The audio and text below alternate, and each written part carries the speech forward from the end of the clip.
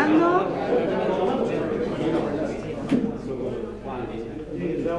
Bienvenidos a todos.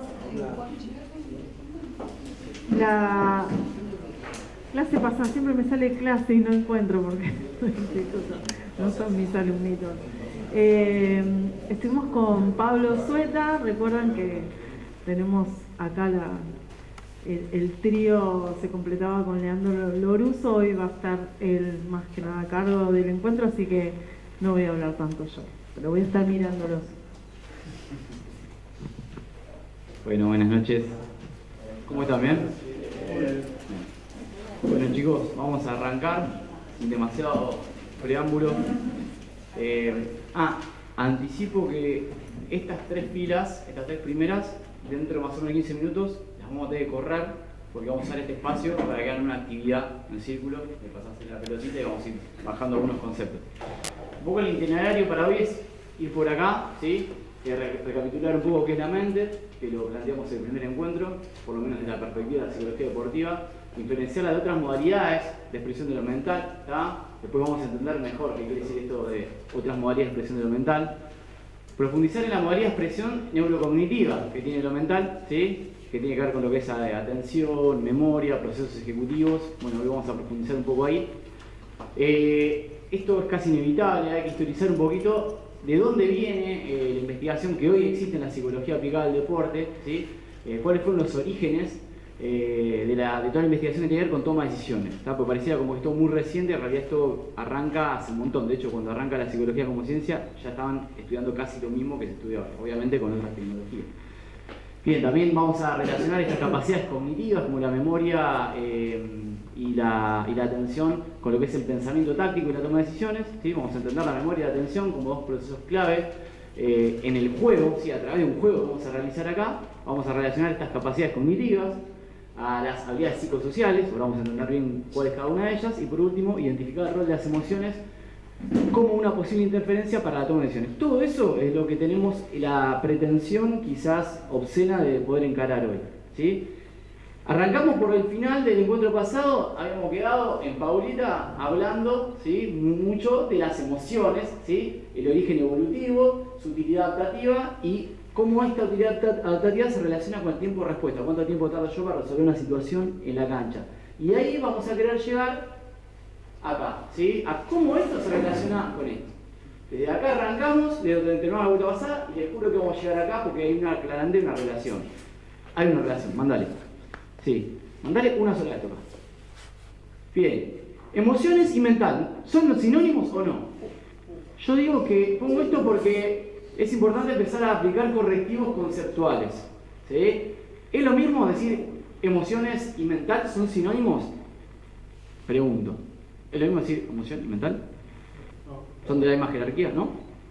Podríamos decir, toca Pau, que las emociones, ¿sí? Son parte de lo mental. Habíamos dicho esta formulita muy simple, por eso la quiero recapitular, que la mente es pensamiento más emociones. Entonces, hablar de emociones y lo mental no es lo mismo, y muchas veces encontramos que muchas personas dicen, no, porque vamos a trabajar la parte emocional y se están refiriendo a lo mental. Cuando lo mental incluye también esto, la parte más de pensamiento, cognitiva, el autodiálogo negativo o positivo que puede llegar a tener un deportista antes de jugar o un entrenador antes de darle las instrucciones a su entrenador. Es decir, ¿cómo pienso? Eso entra dentro de la mente también. Entonces, emoción no es sinónimo de mental. Mandale una más. Mental y confianza, ¿son lo mismo? ¿Sí? ¿La confianza es lo mismo que decir mental? Tampoco, ¿no? Podemos decir que la confianza, acá no sé, pero la autoconfianza es uno de los aspectos de lo mental también. Habíamos dicho que lo mental es pensamiento más emociones, ok. Esos pensamientos y emociones, como para que se me digan, son los ladrillitos que van a construir estas habilidades psicosociales, que no se leen, pero yo se las digo. ¿Sí? La autoconfianza, ¿ah? Que es la creencia que tengo en que puedo hacer bien algo, que puedo tener éxito en lo que me propongo, clave en el deporte, obviamente. Puedo llegar al éxito sin creer que puedo, por ahí con mucha suerte, pero en la mayoría de los casos necesitas creer que podés. La cohesión, que es la capacidad que tiene un grupo, ¿sí? De mantenerse unido en función de un objetivo, ¿tá? La personalidad, el control de las presiones, ¿sí?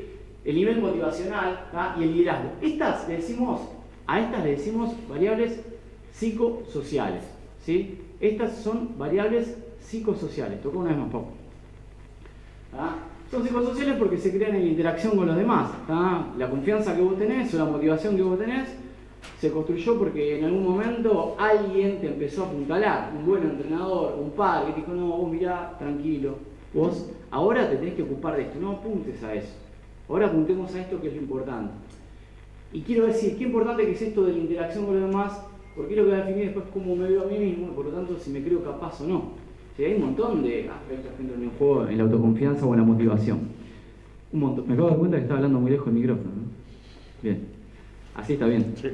Antes estaba muy mal. No se escuchó nada. No, estaba bien. Bien. Ok, tocó una más, Pau. No toques. Ahora quédate acá. Porque estas son una de las variables que tienen que ver con lo mental. Dijimos que lo mental se manifiesta de distintas maneras. Unas son las manifestaciones psicosociales, ¿sí? Que son las que vimos en el circulito anterior, que las mencioné, ¿sí? Que no solo las procesaron auditivamente, sino las procesaron visualmente. ¿Tá? Entonces, ahora vamos a conocer, todavía no toques, las otras manifestaciones de lo mental, que son las neurocognitivas, que son en las cuales nos vamos a apuntalar hoy. ¿No toques? Ah, bien.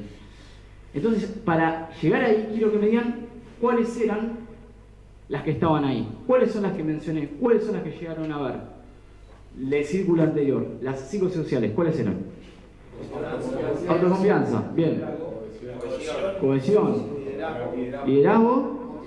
Motivación. Control de presiones. Me sorprendieron. Un trabajo en equipo increíble. Creo que había una más, la personalidad. Pero está bien, quiero decir... a través de un procesamiento que fue únicamente auditivo, recuperaron de su memoria de trabajo, porque esta es una información que les transmití hace poquito, recuperaron esta información. No la pudieron ver bien porque no se leía, ¿no? Pero la recuperaron de ahí. Estas son las variables neurocognitivas que vamos a ver hoy, ¿tá? Las variables bueno, acá como para que comprueben que eran esas, confianza, ¿sí? Cohesión, personalidad, control de presiones, mandó una más, Pau. Las variables neurocognitivas son importantes, son de las cuales tocó una más, las que nos vamos a ocupar hoy, ¿sí? Que son estas que acaban de poner en juego ustedes recién, en algo tan sencillo como evocar, ¿sí? Lo que habían visto antes. Esto en una situación de enseñanza-aprendizaje, acá sentados en una charla, pero esto pasa en el juego también. Yo de repente hago un paneo, seguramente estoy viendo con Pablo, un escaneo, pum, giro, y yo ya estoy reteniendo en lo que es mi memoria a corto plazo, visual, ¿sí? O visoespacial, la ubicación de mis compañeros, de los rivales, las trayectorias, ¿sí? De ellos, lo mantengo acá, ¿sí? Aunque no lo estoy viendo, ¿sí? Lo tengo activo en mi memoria. Entonces, estas son las variables neurocognitivas que entran en juego y obviamente en función de esa info que yo tengo, voy a tomar la decisión que voy a tomar, que va a tener un tiempo de reacción, una precisión, puede ser más precisa, menos precisa, más rápida, menos rápida. Entonces, de estas también nos vamos a ocupar hoy. Entonces, pasando limpio la mente, pensamiento más emociones, ¿sí? Los pensamientos y emociones sirven para que construyamos todas estas habilidades psicosociales, que es la motivación, la confianza, pero también la mente tiene otra modalidad de expresarse, que son estas, que son las que vamos a encarar hoy, ¿tá? Las variables neurocognitivas de la psicología del deporte. Bien. Entonces, básicamente estamos hablando de estos dos procesos cognitivos, toca Pau, que son los que nos vamos a ocupar ahora en un jueguito muy simple que vamos a hacer, que son atención y memoria. ¿Hay más? Hay muchos más procesos cognitivos, pero estos son claves. Yo les diría que cuando venimos al mundo, ¿sí? Venimos con las herramientas rudimentarias de estos dos procesos cognitivos, y sobre la base de estos dos se va construyendo todo lo otro que es lo más complejo, ¿sí? La capacidad de planificar, de anticipar, de tomar decisiones, el lenguaje, el cálculo, cada vez capacidades cognitivas más elevadas, más abstractas, pero que arrancan de estas dos. Y estas dos, si son básicas, obviamente van a ser básicas en el deporte también. Por eso tenemos que entenderlas y dentro de lo que se pueda, entrenarlas en el deporte que hacen ustedes. Digo dentro de lo que se pueda porque es bastante difícil bajar algo tan conceptual a algo práctico. Hoy vamos a intentarlo, ¿sí? Vamos a intentar que, más que nada, que se lleve el concepto, ¿sí? de qué es lo que estaría entrando en juego en esa situación. No que te estás entrenando específicamente la atención o la memoria con ese ejercicio, ¿sí? Bien, a ver, mandate que no me acuerdo que viene. Bien, vamos a hacer un poquito de historia muy chiquita porque yo les decía que esto inicia hace un montón, no es nuevo. Parece como que las neurociencias me dicen, esto está en boga ahora, la toma de decisiones, pero en 1879, ¿sí? El que se considera el padre de la psicología, que es este señor, que es Wilhelm Wundt, en Alemania, en el primer laboratorio de psicología experimental, ¿tá? Empieza a trabajar, toca Pau, con todas estas cuestiones que estamos mencionando ahora, ¿tá? Toca una vez más. la sensación, la percepción, la memoria, el aprendizaje. Todo lo que hoy la neurociencia se encarga, ¿sí? Decirte, bueno, vos memorizás de esta manera, retenés de esta manera, recuperás de esta manera la información, vos aprendés por esto y esto y esto. Todas las explicaciones que le dan a la neurociencia, hace ya 140 años, este tipo lo estaba trabajando en un laboratorio con herramientas mucho más rudimentarias. El padre de la psicología como ciencia. Después tenemos padres de la psicología como profesión también, pero como ciencia, él. Esto parece un poco alejado del deporte, pero vamos a pasarlo. Cuando hablamos de sensación, podríamos estar hablando, por ejemplo, de estudiar cuánto y cómo siente un deportista la carga muscular durante un entrenamiento. Si son entrenadores, seguramente han trabajado con lo que es la escala de Borg, la escala de carga física de Borg, ¿sí? ¿Sí o no? ¿Alguno la escuchó nombrar? La escala de Borg, que te tira un valor del 1 al 20 de cuán intenso sentiste el entrenamiento. ¿Le suena? ¿Está? Bien, eso está fundamentado, ¿tá?, en función de estos estudios iniciales donde se está estudiando la sensación, ¿sí? Hasta qué punto las personas serán capaces de conectar con esas sensaciones internas. Qué importante en el deporte darme cuenta cómo estoy descargado, por ejemplo, pues si estoy muy cargado, bueno, tendré que hacer algo para descargar. Tengo que decirle al jefe, che, este entrenamiento creo que debería ser un poquito más tranqui porque si no, no llego al partido. Y tenemos muchos deportistas que tienen como una especie de disociación respecto de las sensaciones corporales, o sea, no está muy conectado con las sensaciones, porque en algún punto es útil desconectarte del dolor o de la fatiga, pues estás todo el tiempo pensando cómo me duele, cansado estoy, muchas veces no sé todo lo que tengo que hacer, pero algunos deportes, sobre todo los de mucho contacto, ¿sí?, lleva a que uno se sobreadapte a esto y se desconecte bastante del cuerpo, y son las personas que de repente se lesionan y no entienden bien por qué, ¿no? Muy desconectados de las sensaciones corporales. Entonces, bueno, esto se estudia hace un montón, es muy importante actualmente. También la percepción, ¿sí? O sea, podemos hablar de percepción, vamos a hablar de la capacidad de escaneo, ¿sí?, la capacidad de utilizar el órgano, el sentido de la vista, como para poder incorporar a mi sistema la mayor cantidad de información posible. Esto se estudia en ese momento también, hace 160 años. La memoria, ¿ah? La memoria, tocó una más, Pau. La memoria, por ejemplo, que entra en juego en una arenga donde el capitán dice, bueno, porque no siempre es netamente motivacional o emocional la arenga, a veces hay un pequeño concepto. No nos olvidemos de esto, ¿tá? Una pequeña tarea que tenemos que cumplir. Esa tarea la tengo que ser capaz de retener durante todos los minutos que dura el encuentro bajo una situación de carga física y emocional activa a nivel mental.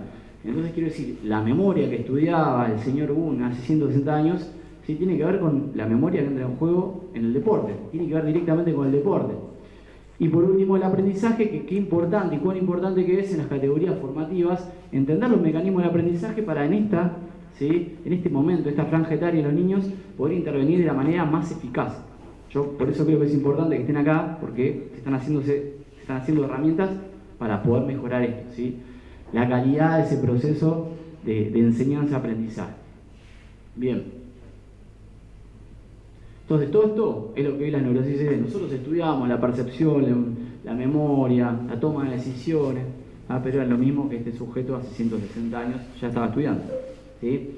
Entonces, podemos, como para recopilar, podemos decir que el deporte, como por ejemplo el rugby, ¿sí?, incluye capacidades físicas, pero también involucra capacidades mentales, que dentro de las mentales tenemos las psicosociales, que son la motivación y la confianza, que también hay capacidades neurocognitivas, ¿verdad?, ¿sí?, como todas estas que estuvimos mencionando, y que todas estas son las que estudian las neurociencias, pero que también son las que estudia el señor y que todo eso pasa en el momento exacto en el que yo le estoy haciendo un tackle, todo eso entra en juego, ¿sí? Esa es la pregunta. La respuesta, Pau, es que si todo eso, todos esos procesos, motivación, confianza, memoria, atención, toma de decisiones, entra en juego en ese momento exacto en cada gesto deportivo. Esa es la complejidad de lo mental, ¿está? Es todo esto en un instante de juego. Entonces, por eso es importante poder entenderlo. Bien, dentro de la psicología, ¿qué orientación se encarga de esto? Porque hay como escuelas de la psicología. La psicología nace como ciencia, pero se va yendo un poco hacia lo que es la profesión, ¿sí? No es que se deja de hacer investigación, pero empiezan a existir psicólogos que trabajan con personas para mejorar sus padecimientos, digamos. Bueno, dentro de esa gama de escuelas que buscan trabajar con las personas para mejorar sus padecimientos, hay distintas posibilidades. Una de ellas es la psicología cognitiva, ¿sí?, que surge cerca de la década del 60, del 70, ¿ah?, Un poco la psicología cognitiva lo que plantea es esto, el paradigma del procesamiento de la información. Si toma a la persona, el ser humano, y dice, bueno, los humanos resolvemos las cosas que nos pasan en nuestra vida cotidiana similar a como lo hacen las computadoras. Estamos arrancando en ese momento, cerca de la década del 70, con todo lo que son las tecnologías, ¿no? De la información, del procesamiento de la información. Entonces decían, el deportista o la persona es como el ordenador. Tiene un input, información que le entra, después la procesa y después da una respuesta. ¿Tá? Ese es el modelo de la psicología cognitiva, que es el modelo con el cual yo, por ejemplo, como psicólogo, puedo trabajar con un deportista en el consultorio, preguntando, che, ¿qué pensaste acá? ¿Qué sentiste acá? ¿Tá? ¿Qué era lo que pasaba? Esta era la situación. El input era este. Yo estaba en el minuto 90 del partido. ¿Y qué fue lo que pensaste? Y pensé que no iba a llegar al final, que ya estaba sin piernas. ¿Y qué hiciste? Sí, el output. Y nada, empecé a regular, pedía menos la pelota, tenía menos protagonismo. Entonces, vemos esta lógica dentro de lo que es el trabajo con los deportistas. Esta lógica está en juego en todo momento, está en juego ahora, también en este momento. Bien, eso fue un poco el recorrido histórico. Ahora quiero quedarme con esto. Toco una vez más, Pau. Estamos hablando entonces de entrenamiento cognitivo, que lo podemos incluir dentro del entrenamiento mental, porque ya tenemos que lo mental es más amplio, lo cognitivo es una partecita dentro de lo mental. ¿Está? ¿Ves? Ahí está. Ahora, quiero que entendamos que cuando nosotros queremos mejorar, por ejemplo, el rendimiento o el bienestar de las personas con las que trabajamos, nuestros jugadores, todo esto entra en juego, porque si no pareciera como que, che, la confianza, la toma de decisiones, pero si el pibe está durmiendo mal, si el pibe no está comiendo bien, claramente tampoco vamos a tener ni bienestar y menos rendimiento, ¿no? Es una base física ahí que hay que trabajar, ¿sí? En ese caso sería el entrenamiento invisible, pero una base física hay que trabajar en el gimnasio, ¿no? Con las cargas adecuadas, el volumen, los microciclos, los mesos, los macrociclos de entrenamiento. Entonces tenemos una pata que es física, que es innegable, ¿sí? Después tenemos entrenamiento técnico, ¿sí? Es como que este era el clásico, el técnico y el táctico debe haber jugadores viejos. Técnica y táctica desde que existe el rugby. Después como que la parte física se metió un poco más, los profes tuvieron un lugar y después nosotros ahí como pateando la puerta fuimos entrando lo mental al final, ¿no? Pero todo esto es clave y no puede existir lo mental si no existe lo físico. No puedo tener confianza si entrené mal y si entrené mal porque comí mal o dormí mal, ¿no? Entonces ahí vemos la relación entre todos los eventos. Ahora yo quiero que pensemos juntos las relaciones entre estos factores del rendimiento. Pasó una más. Por ejemplo, le voy a dar 5 minutos como para que se digan este grupo para acá y este grupo para acá y piensen entre ustedes, los de este lado, por ejemplo, cómo lo mental se relaciona con lo técnico. ¿Sí? Piensen un ejemplo donde ustedes puedan decir, bueno, acá estos factores que son mentales, que ya los estuvimos mencionando, se relacionan con el aspecto del factor técnico del rugby. Y acá lo mismo, ¿sí? Pero con lo físico. Y no voy a usar el ejemplo que usé yo hace un ratito del entrenamiento invisible, de alimentación y descanso. No. ¿Está? ¿Listo? 3 minutitos, hablan entre ustedes y los ponemos en común. ¿Está? Chao, vamos. Ahí estamos. Qué bueno que se genere un debate sano, ¿eh? Que hubo interacción. ¿Quién va a ser el vocero de cada grupo? Agustín. Agustín. ¿Querés que te pase el micrófono? No necesariamente. Porque para que quede grabado. ¿A usted les había tocado? Técnico. Lo técnico. Escucha, bueno, hubo un ejemplo que estuvo bueno, como que se fue directamente a la situación de partido y habla de, por ejemplo, tirar el último line como para ganar el partido, o la patada para ganar el partido, un penal, o algo así, que son situaciones como que, como decíamos, las emociones te pueden jugar en contra y algo simple se puede recontra complicar. O la patada o el line. Claro. Algo que ya lo tenés automatizado, digamos. Hoy decían, por ejemplo, tiraste todos los lines bien del partido y justo el último es para ganar y bueno, te puede llegar a jugar una mala pasada. Bueno, la patada es lo mismo. ¿Y cuál sería el factor que entraría en juego para que falle? No estoy tomando un examen, es para que lo pensemos todos juntos. El factor dentro de lo mental, elijo lo emocional. Sí, hoy había nombrado la presión como un punto que suele ser y hoy, ¿cuál le ha hecho vos, Seba, hoy? Uno también. La confianza. El control de presiones. El control de presión. Es como que podemos hacer que esas dos cuestiones, esos dos elementos, son una balanza. Por lo general, cuando el control de presiones es bajo, ¿sí? El nivel de confianza también lo es. Pero cuando el control de presiones es alto, mi autoconfianza también sube, ¿no? Entonces como que se mantienen equilibrados. Podría ser control de presiones, pero ¿cómo se manifiesta la presión? Porque esto es lo que le va a servir a usted. Porque decir, son las presiones deportistas, es todavía medio abstracto. Miedo a perder. Miedo. O sea, y eso es una emoción o un pensamiento. Emoción. Una emoción. ¿Y qué pensamiento me está creando el miedo a perder? La voy a errar. La voy a errar. Entonces, ahí va. Ahí conectamos. Entonces, la voy a errar. Eso Es la me genera combinación miedo. entre la amígdala con el córtex frontal para que se vea. ¿No? Córtex prefrontal, amígdala. No. Muchas gracias. No, un placer. Tremendo, ¿sí? Esto es a lo que yo quiero que entiendan, que si bien los separamos, estos factores del rendimiento por un lado, por el otro, todos están relacionados entre sí, no es que solamente estás centrando lo técnico, ¿sí? Estás centrando lo técnico, pero en requerir de lo emocional o de lo mental o de la confianza o del control de las presiones. Si hay un gesto técnico que siempre me sale mal, a pesar de que lo estoy probando, seguramente mi autoconfianza, la habilidad psicológica subyacente, se baja. Ahora, si como entrenador lo que hago es te separo y te empiezo a partir ese movimiento, ese gesto en distintas partes, en muchas partes, un solo movimiento en 3 o 4 partes. Y vamos viendo en qué fase del movimiento fallas, quizás a través de esa práctica muy simple, esa intervención muy simple, voy mejorando la autoconfianza y después la puedo trasladar al juego, al entrenamiento y después quizás al partido. Entonces, como la confianza, que es algo mental, podría llegar a impactar en algo técnico. Bien, y el otro grupo de cómo se relaciona lo mental con lo físico, ¿quién se va a poner la cinta de capitán? Hemos tirado unas ideas, ¿no? que lo que primero escaneamos nosotros por ahí cuando llegamos al entrenamiento. Nosotros escaneamos el estado anímico del jugador.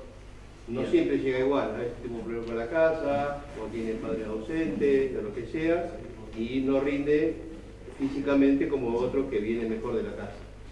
Cuando decís no rinde físicamente, ¿en qué momento vería la falla en lo físico? En la actitud que ponen para hacer los ejercicios que se están pidiendo. Ok, y la pregunto, una vez más, ¿actitud es algo mental o es algo físico? Actitud La actitud. mental. Actitud mental. Sí. Algo físico sería, por ejemplo, cuánto tiempo corre, cuánto Por levanta. la intensidad que le da. Intensidad, ¿sí? La intensidad es un parámetro que ya se transforma más físico, cuando la actitud se transforma en un gesto, ¿sí? Ahí conoce Exactamente. intensidad. Bien. Muchas veces también vemos la falta de confianza o el exceso de confianza. Sí. También muchas veces la falta de motivación y también mucho tiene que ver cómo está relacionado el jugador con el resto del grupo. Ahí me mencionaste algunos factores mentales, pero ¿cómo impactan en lo físico? ¿Qué pasa con la falta de confianza o el exceso? ¿En qué impacta en lo físico eso? Mira, falta de confianza, es decir, no llego a dar la exigencia que me están pidiendo porque yo ya mentalmente creo que no voy a llegar. Ok, bien. Y a veces, cuando está exceso de confianza, hace más cosas las que tiene que hacer y termina frustrando lo que se le pidió. Digamos, acá los muchachos mismos, acá Termina lesionando por ahí. Claro, Bien. entonces, más de lo que aguanta el cuerpo. Lesiones o lesiona a otro, ¿no? Sí, también. también sí. Y bueno, lo que decíamos con los chicos era que lo importante es buscar un equilibrio entre el exceso de confianza y la falta de confianza. Eso hay que trabajarlo mucho. ¿No? Eso se llama autoconfianza, ¿sí? Una correcta autoconfianza. Exactamente. Y Pero hay que construirla. hay que construirla, porque como decís, ¿cómo hace? Tenés que bajar al que está arriba y al que está abajo lo tenés que subir. Ese es el trabajo. ¿Sí? Sí. Lo más fácil es subir a los que están abajo, para mí. ¿Cómo hacen para bajar a los que están arriba? Y por ahí. ¿Qué hacen como entrenadores? Y yo, por ejemplo, por ahí mostrándole que si cuando hace eso, el grupo no llega a concretar el objetivo que nos propusimos. Entonces, todos los que estamos trabajando acá tenemos un objetivo. Vos tenés un rol. Si vos te pasas del rol, el mecanismo se desacomoda. Y si no llegás, tampoco. Yo cuando dice pasa el rol y así todo funciona bien, o sea, hace más de lo que le pedís, toma un protagonismo que no le diste, no le delegaste, y sin embargo el tipo, David, ¿qué hacemos? Porque no, pregunto esos casos porque son muy se difíciles. corrige la motivación, se corrige el objetivo. Porque por ahí nosotros, también nos podemos equivocar, pensamos que están para un 8 y el tipo te da un 10, entonces le empezás a exigir como un 10. Cuando te da el 10 le vas a exigir el 11. A veces, Pero, perdón, a veces pasa... Exceso de confianza. ¿Cómo? A mí no sería un problema de exceso de confianza. Yo creo que un exceso de confianza a veces te puede llevar a subestimar determinadas cuestiones. Entonces yo creo que está bueno nivelar. A veces también el exceso de confianza te pone como un techo para el aprendizaje. Porque decís, no, estoy media hora antes de entrar en calor, yo llego 5 minutos antes, hago así, arranco, si siempre me va bien. A veces eso también tiene mucha incidencia en lo que es lesiones. Yo soy un poco más de la escuela de él, de que entre una confianza de media para alta me quedo de media para alta, de media para baja, no, pero intentaría nunca tocar este techo porque este techo tiene que ver mucho con no poder registrar el error que cometo, que por lo tanto, techo para aprendizaje, no mejoro. Está bien, pero nosotros fijamos, el techo no es el techo, es un objetivo, que después puede variar el objetivo. Sí, no, está bueno que entonces, exactamente, y constantemente, vos una cosa cuando los chicos vienen a la pretemporada y otra cosa cuando estamos ya en pleno campeonato. Ya han subido las exigencias, ha subido la parte física, la parte mental, la parte de concentración, porque todo eso se fue entrenando. Entonces, en medida que vos vas creciendo en los objetivos, ves que si tu trabajo es autovalor tu trabajo, si le serviste o no le serviste. Es eso. Perfecto. Hay un Muchas ejercicio gracias. que a veces Sí. hacemos con los chicos. ¿Querés que te pase el micrófono? Al inicio, generalmente, de las temporadas, uno manda a un grupo numeroso de 15 o 20 jugadores a correr alrededor de una cancha y ahí te das cuenta de las diferencias. Hay uno que corre mucho más rápido y el más gordito termina último. Y la segunda indicación, o primera indicación que das es, a partir de ahora quiero que terminen todos juntos, los más rápidos atrás, los más lentos adelante. Los más rápidos presionan a los de adelante y los de adelante, los más lentos, tratan de mejorar y a la hora terminan juntos. Es una manera también de equilibrarlos. Las intensidades de que veníamos hablando. Exacto. Está bueno. Pues fíjate cómo, muchas gracias. Pues fíjate cómo desde un ejercicio estás impactando en un factor físico y en un factor mental que sería la cohesión, ¿no? Porque es importante que podamos todos ir en búsqueda de lo mismo. Es evidente que cada jugador va a tener sus particularidades, pero también es importante que sepan adaptarse a la consigna cuando se lo planteas. ¿Qué pasa si lo planteas y ellos no lo logran? Bueno, hay una falta de cohesión, una falta de interés por ir en busca de ese objetivo. Entonces, está buenísimo porque en un solo ejercicio estás trabajando ambas variables.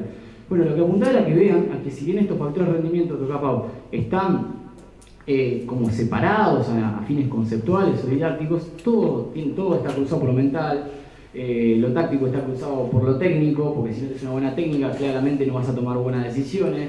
Lo físico está cruzado con lo mental, lo físico está cruzado con lo técnico, porque si no tenés resto vas a empezar a coordinar menos y por lo tanto el gesto, el line o la patada te va a salir peor. Todos estos factores de rendimiento están interactuando permanentemente. Bien, y ahora nos quedamos con el último factor que sería el factor táctico, ¿no? Hablamos recién de lo físico, hablamos de lo técnico, y el factor táctico para mí es el primo porque es el que más se acerca a lo mental, porque táctica, ¿sí? Si bien va en una definición, tiene que ver con esto: estructuras y sistemas de organización del juego que permiten la adaptación a condiciones y cumplimiento de un objetivo. ¿Tá? Entonces, con esto lo que está diciendo es que táctica implica que vos tenés un objetivo, que era lo que estaba planteando el señor. Para cumplir ese objetivo, ¿sí?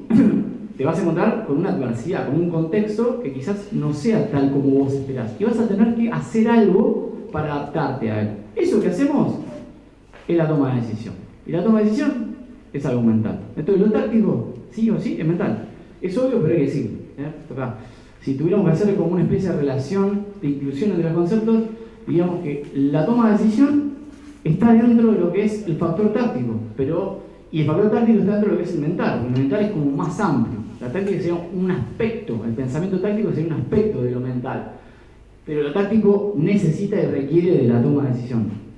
No puedo dar táctica si yo no estoy diciendo voy a hacer esto y no voy a hacer esto porque mi objetivo es tal o cual. Esa es la relación entre los conceptos, así que de todos esos factores, para mí el primo del factor mental es el factor táctico. Si pasamos la táctica y la toma de decisiones, de la cual estamos hablando, a lo que es este paradigma que habíamos hablado antes de la psicología cognitiva, podríamos ponerlo acá en el medio. Esto lo vimos con Pablo la vuelta pasada, ¿no? Primera fase, la recepción o sensación. La última, ¿sí? la fase de ejecución del movimiento. Entonces la táctica y la toma de decisiones está acá.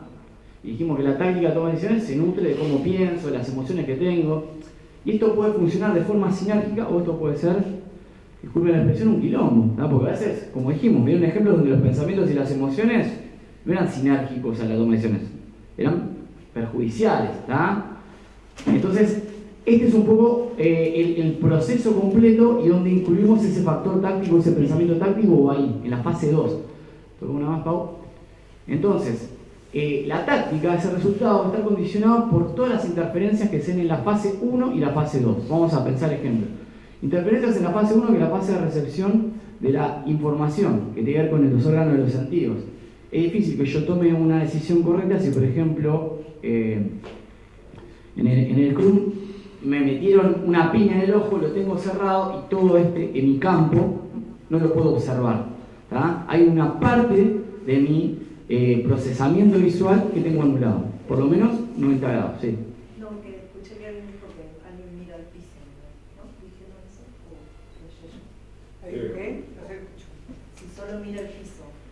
Si solo mira el piso, ¿qué? Como que no levantar la vista. ¿Sería una solución? No, el problema. Ah. No llega a recibir toda la información. Ah, también, si solo mira el piso. Totalmente. Sí, ¿qué pasa si está observando para abajo? Quizás es el momento del juego donde por la posición tengo que estar hacia abajo y que me guío quizás más por todo lo que es lo propioceptivo, las sensaciones del cuerpo, la resistencia que me ejerce el que tengo adelante. Pero en muchos momentos, la mayoría diría yo, que tengo que tener, como dice Paula, un escaneo completo. Entonces digo... tenemos un problema que sí. creo que lo tenemos todos, que siempre nos estamos educando a A los chicos, que miran el rack. En sí. vez de mirar al frente, se vean como una atracción de mirar el rack y no estar escaneando el escenario de la gente que está sin pelota enfrente, que es el que te va a atacar en los próximos segundos. Entonces, claro.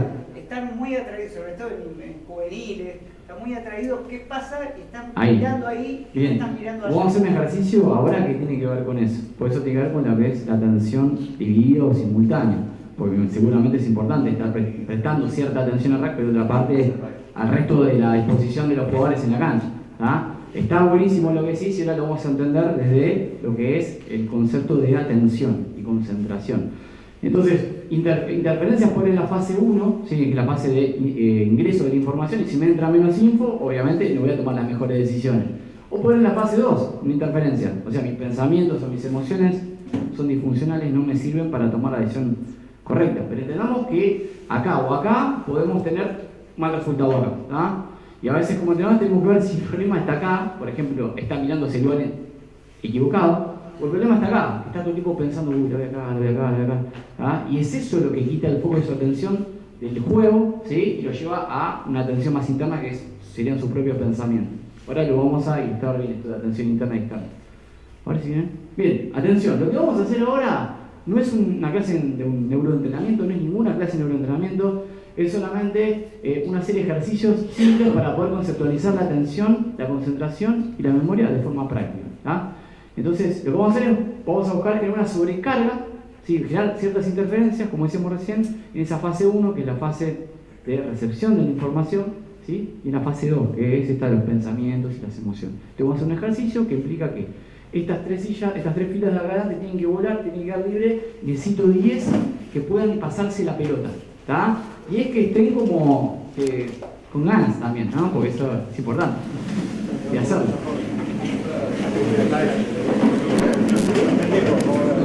Limitado espacio que tienen, la mayor separación que se pueda. Guarda que esté el cable. Bien, el ejercicio es así, lo vamos a ir haciendo un par de veces. Lo ponemos más o menos de 8 a 10, no importa. Vamos a pasar la pelota hacia la derecha. ¿Tá? Simplemente la pasamos hacia la derecha durante 30 segundos lo más rápido que pueden. Ya. 1, 2, vamos rápido, la vamos pasando hacia la derecha. Bien, bien. Ok, es algo simple, ¿sí? Sin embargo puede fallar. Hasta podemos decir que está automatizado esto. ¿Tá? Bien, paramos acá. Bien, paramos acá. Yo cuando pregunte le voy a preguntar a ellos que están acá y a los de atrás. ¿Sí? Acá. Hasta acá, ¿hay táctica para ustedes? ¿Hay algo que tenga que ver con el pensamiento táctico? No, 0. ¿Sí? En escala de 1 al 10, vamos a manejarnos con esa escala. 0, no tengo que anticipar demasiado. Quizás, este que me la tira medio mal, yo me acuerdo que cuando jugábamos, voy a estar más atento porque si no me quedo mal yo, ¿no? una táctica muy preliminar, muy mínima, pero básicamente nada. ¿Por qué? Porque hay una gran certeza, no hay mucha incertidumbre. La táctica muchas veces entra en juego cuando me enfrento a la incertidumbre, ¿sí? Lo que me va a proponer un rival. ¿Tá? Entonces acá, como sabía cuál era la consigna, sabía lo que iba a hacer, muy poca táctica. ¿Hay toma de decisiones acá?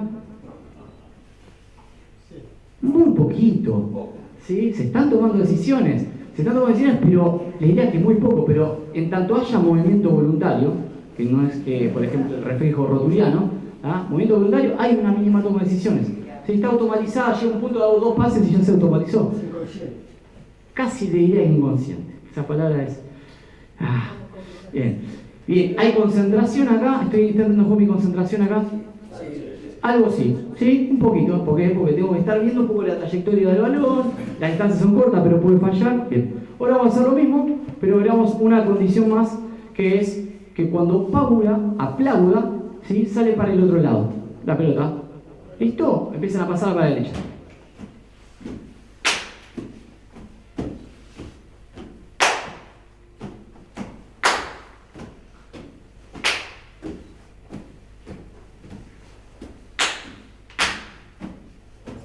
Bien, perfecto, muy bien, me gusta que... Ahí está, hasta ahí, bien, simple, volvamos al mismo, hay pensamiento táctico, ¿verdad? Se elevó un punto, bajó un punto, tuve que pensar algo, tuve que anticipar algo, aumentó un poquito la incertidumbre. Es preliminar si hay un pensamiento táctico. ¿Hay toma de decisiones? Un poquito más, ¿está? ¿Por qué hay más toma de decisiones ahora? Porque ahora hay una incertidumbre que es temporal, que es ¿en qué momento Paula va a aplaudir? Entonces, cuando empiezo a variar elementos de incertidumbre, que puede ser uno el tiempo, otro puede ser la cantidad de elementos, hay distintas formas de ir incrementando la incertidumbre. Entonces, en ese sentido, van a empezar a entrar en juego estos aspectos: el tiempo de respuesta y la presión de respuesta. Alguno hacía y otro hacía tú, le rebotaba la mano y salía para el lado contrario. Tiempos de respuesta cortos, más eficiencia para la supervivencia cuando te persigue el tigre, o para el juego también, ¿no? Y precisión también, porque ahora es fácil, no entra tanto en juego la precisión, porque sé que cuando aplaudo es para el lado contrario, pero ahora haríamos una consigna más, que ahí sí va a entrar en juego la precisión, porque ahí pueden fallar, que cuando Paula aplauda 2 veces, si la pelota está acá, se la tira al que está enfrente, tírasela. ¿Sí? Y sigue para el mismo lado que venía después, o sea, si estaba yendo para la derecha, sigue para la derecha. 2 aplausos va al frente, 1 aplauso cambia de lado. ¿Se entiende? 2 aplausos enfrente, 1 aplauso, cambia de lado. ¿Se entendió? Vamos.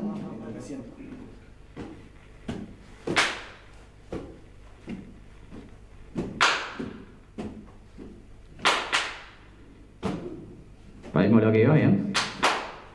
¿No? En enfrente. Bien. Acuérdense el lado por aquí, ¿va? Bien, paramos acá. Fíjense, agregamos una cosa más, nada más, y ya tuvimos 2 errores. Entonces vemos como en la medida que seguimos sobrecargando, cada vez el pensamiento táctico entra un poco más en juego, cada vez la toma de decisiones está un poco más involucrada. La incertidumbre es temporal, que es cuándo, y también es cualitativa. ¿Qué va a hacer? ¿Va a ser un aplauso o 2 aplausos? ¿Tá? Es cuándo y qué es la incertidumbre. Y esos son los elementos que ustedes como entrenadores pueden ir incluyendo. Esa incertidumbre, ¿sobre qué está trabajando? Sobre la capacidad de concentración, ¿sí? Para que seleccione de lo que tiene que hacer lo correcto. Y acá lo mismo, los tiempos de respuesta y la precisión de respuesta responden a esta incertidumbre. De hecho, cuando arrancaron, yo vi que arrancaron un poco más despacio que la otra. Porque dijeron, si voy muy rápido, capaz que me equivoco y no la paso enfrente cuando era enfrente. 2 elementos nada más. ¿Tá? Pregunto también, concentración del 1 al 10, ¿cuánto? 7. Pasamos de 2 a 7 agregando una consigna. ¿Sí? Entonces a veces nosotros como entrenadores les pedimos estos ejercicios a los chicos, y quizás a veces más complejos, sin entender todo lo que está involucrado: tiempo de respuesta, precisión de respuesta, concentración, y un factor más que no mencioné, que es la memoria de trabajo, porque ahora había 2 consignas que mantener activas: 1 aplauso para el otro lado, 2 aplausos para el frente, y eso se lo tenían que repetir en la cabeza. Entonces su atención estaba en el exterior, viendo dónde está la pelota, y ahora están diciendo, un aplauso era para dar, 2 aplausos. O sea, su atención en ese momento estaba dividida entre el interior, sus pensamientos, lo que se repetían, y el exterior, la pelota que iba girando. ¿Tá? Vamos a ser un poco más exigentes. Pasamos 2 pelotas. Pasame la otra pelota ahí. Muy bien. las dos para el mismo lado, siempre, ¿sí? Vamos a arrancar siempre para la derecha. La consigna es lo mismo, ¿sí? Con el aplauso cambio de lado, con los aplausos se cruzan. ¿Ah? Acá quizás tendrían que estar atentos, sobre todo para no arruinar el patrimonio de la Villa Mitre, que cuando se crucen los balones no choquen entre sí y se hagan disparados hacia la figura de nuestros fundadores, por favor. ¿Está bien? Entonces, es lo mismo, pero con dos. ¿Listos? Arrancamos para la derecha. Ya. Ya. Eso, vamos, vamos. Vamos. Vamos.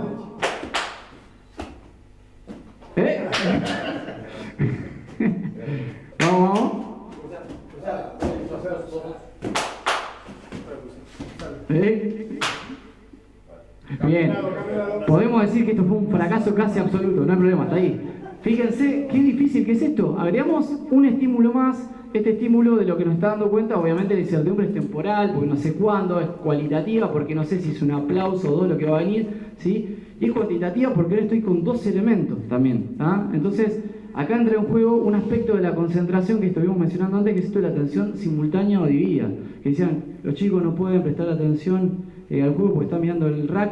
Y digo, bueno, a veces a ustedes se les complica también estar mirando dos pelotas, ¿ah? Y sabiendo que van en círculo, ¿no? Que tienen que tomar muchas más decisiones que eso. Y es difícil. Pero quiero decir, más allá de una crítica, que no es una crítica ni a ellos ni a ustedes, es esto lo que está entrando en juego.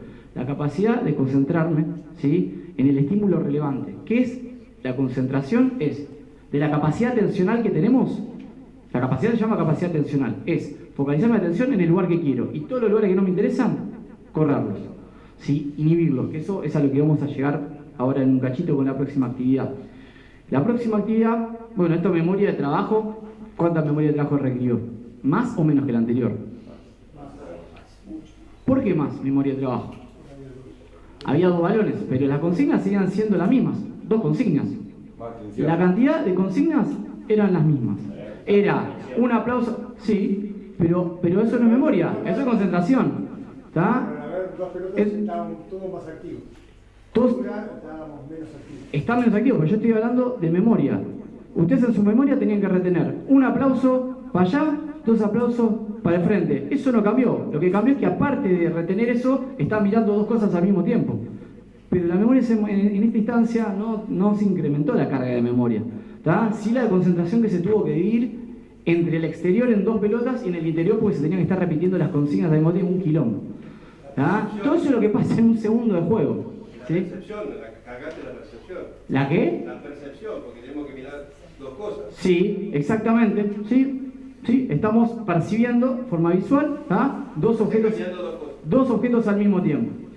Bien, y la que viene, yo le voy a pedir algo más difícil, que se hagan exactamente todo lo que hicieron, dos pelotas para allá, un aplauso va para el otro lado, dos aplausos va para el frente, pero internamente, mientras tanto, mientras hacen todo eso, internamente tienen que ir contando hasta 15. Cuando llegan a 15 tienen que hacer una sentadilla. Y se la siguen pasando y la siguen cruzando, nada más.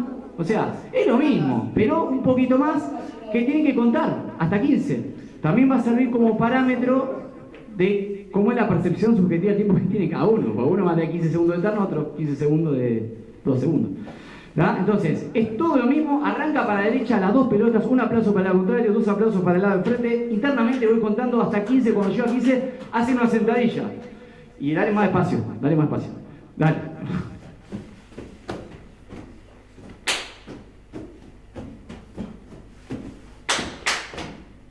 Bien, paró. Ahí va, paramos. Bien, acá él no sé si tiene una percepción más rápida del tiempo o que se habían olvidado todos, sí, lo copiaron a él. ¿Quién se olvidó de contar? ¿Alguno se olvidó de contar? Yo cuando paraste no había terminado todavía de contar. Bien, perdón, pensé que se habían olvidado todo. Listo. Hay un factor de imitación, es un fenómeno de la psicología también, influencia social. Me olvidé yo, porque los demás yo hago, ¿no? Neurona espejo, exacto. Bueno, vamos a hacerlo un poquito más. Dale, cada 15 segundos, sentadilla. Vamos, sigo, derecha.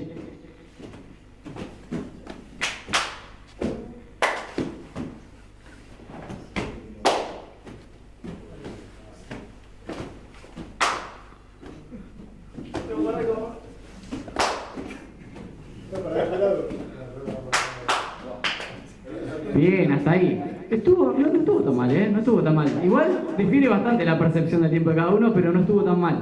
Bien, acá cargamos más lo que es la memoria de trabajo, ¿sí? Y la concentración. Del 1 al 10, la memoria de trabajo, ¿cuán cargada estaba acá? Sí, estaba complicado. Tenía que recordar que un aplauso para allá, o sea, aplauso para el frente, que internamente al mismo tiempo tengo que estar contando 15 segundos, ¿sí? Y a la vez externamente tengo que tener mi concentración en 2 pelotas que van circulando. ¿Está? Duro. ¿Está? Bien, entonces acá estamos trabajando sobre lo que es la atención interna o externa, porque cuando yo estaba contando, eso es atención interna. Cada que ustedes se hablan, es atención interna. Puede ser que el auto habla, sea 1, 2, 3, o puede ser, como le estoy cagando, esta es mi última posibilidad, este es mi último partido, yo no voy a jugar más, tengo que aprovecharlo. O sea, internamente está pasando eso, o sea, su atención está adentro. Y obviamente, si mi atención está acá, durante ese segundo, no está allá. Y capaz que ese segundo es el que te la pusieron, ¿no? Entonces, qué importante es saber dónde está mi atención, entender que la atención va fluctuando y ubicarla en el lugar donde me sirve, en el momento que me sirve. Y como entrenadores, qué desafío tan importante poder influir en los tipos de atención que se requiere para cada situación de juego, ¿no? Hay muchas que no las podemos predecir, pero muchas sí. Entonces acá, ¿qué estilo atencional sería el más importante? ¿El interno? ¿El externo? Si me digo algo, ¿qué me tendría que decir? Ponete, por ejemplo, con la pierna derecha adelante, si vas a hacer un tackle al que está allá. Digo, qué importante como entrenadores que trabajen sobre eso, sobre el tipo de atención que importa en cada momento del juego. Pero para eso tienen que entender cómo está comprometida la atención en cada una de esas situaciones. Y la última es así. Hay un capitán. Ya no aplaude más Paula. Va a aplaudir uno de ustedes, que se va a autoelegir como capitán, ¿sí? Y todos los demás, ¿sí? Todos los demás, los que están observando, van a confundir, van a gritar, van a aplaudir ustedes. El capitán va a intentar que su aplauso sea el que prevalezca por sobre los aplausos de todos los demás. ¿Se entiende? Y la dinámica sigue siendo lo mismo. 15 segundos para la sentadilla, un aplauso para el otro lado, su aplauso va para el frente, todo lo mismo. Yo si lo hiciera me saldría horrible, pero está bueno decirle que queda como un campeón. ¿Listo? Entonces salimos para la derecha. Yo necesito que la tribuna esté más cerca, porque es lo que pasa en el partido ese, ¿eh? La tribuna párese y grítele y apláudale. ¿Quién es el capitán? Bien, capitán, ¿está? Él va a ser el que va a aplaudir para cambiar de dirección. ¿Pero también juego? También jugás. Todo. El capitán juega. El capitán juega. Da órdenes y juega. Bien, arrancamos para la derecha. A ver cómo sale, ya. No.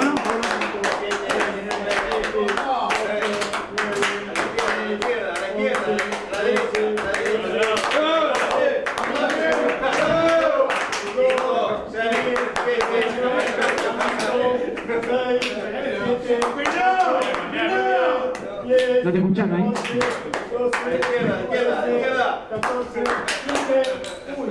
Bien, paró, muy bien. Ahora sí les doy mi aplauso a ustedes. Bien, pueden ponerse como estaban al principio. Muchas gracias por la predisposición.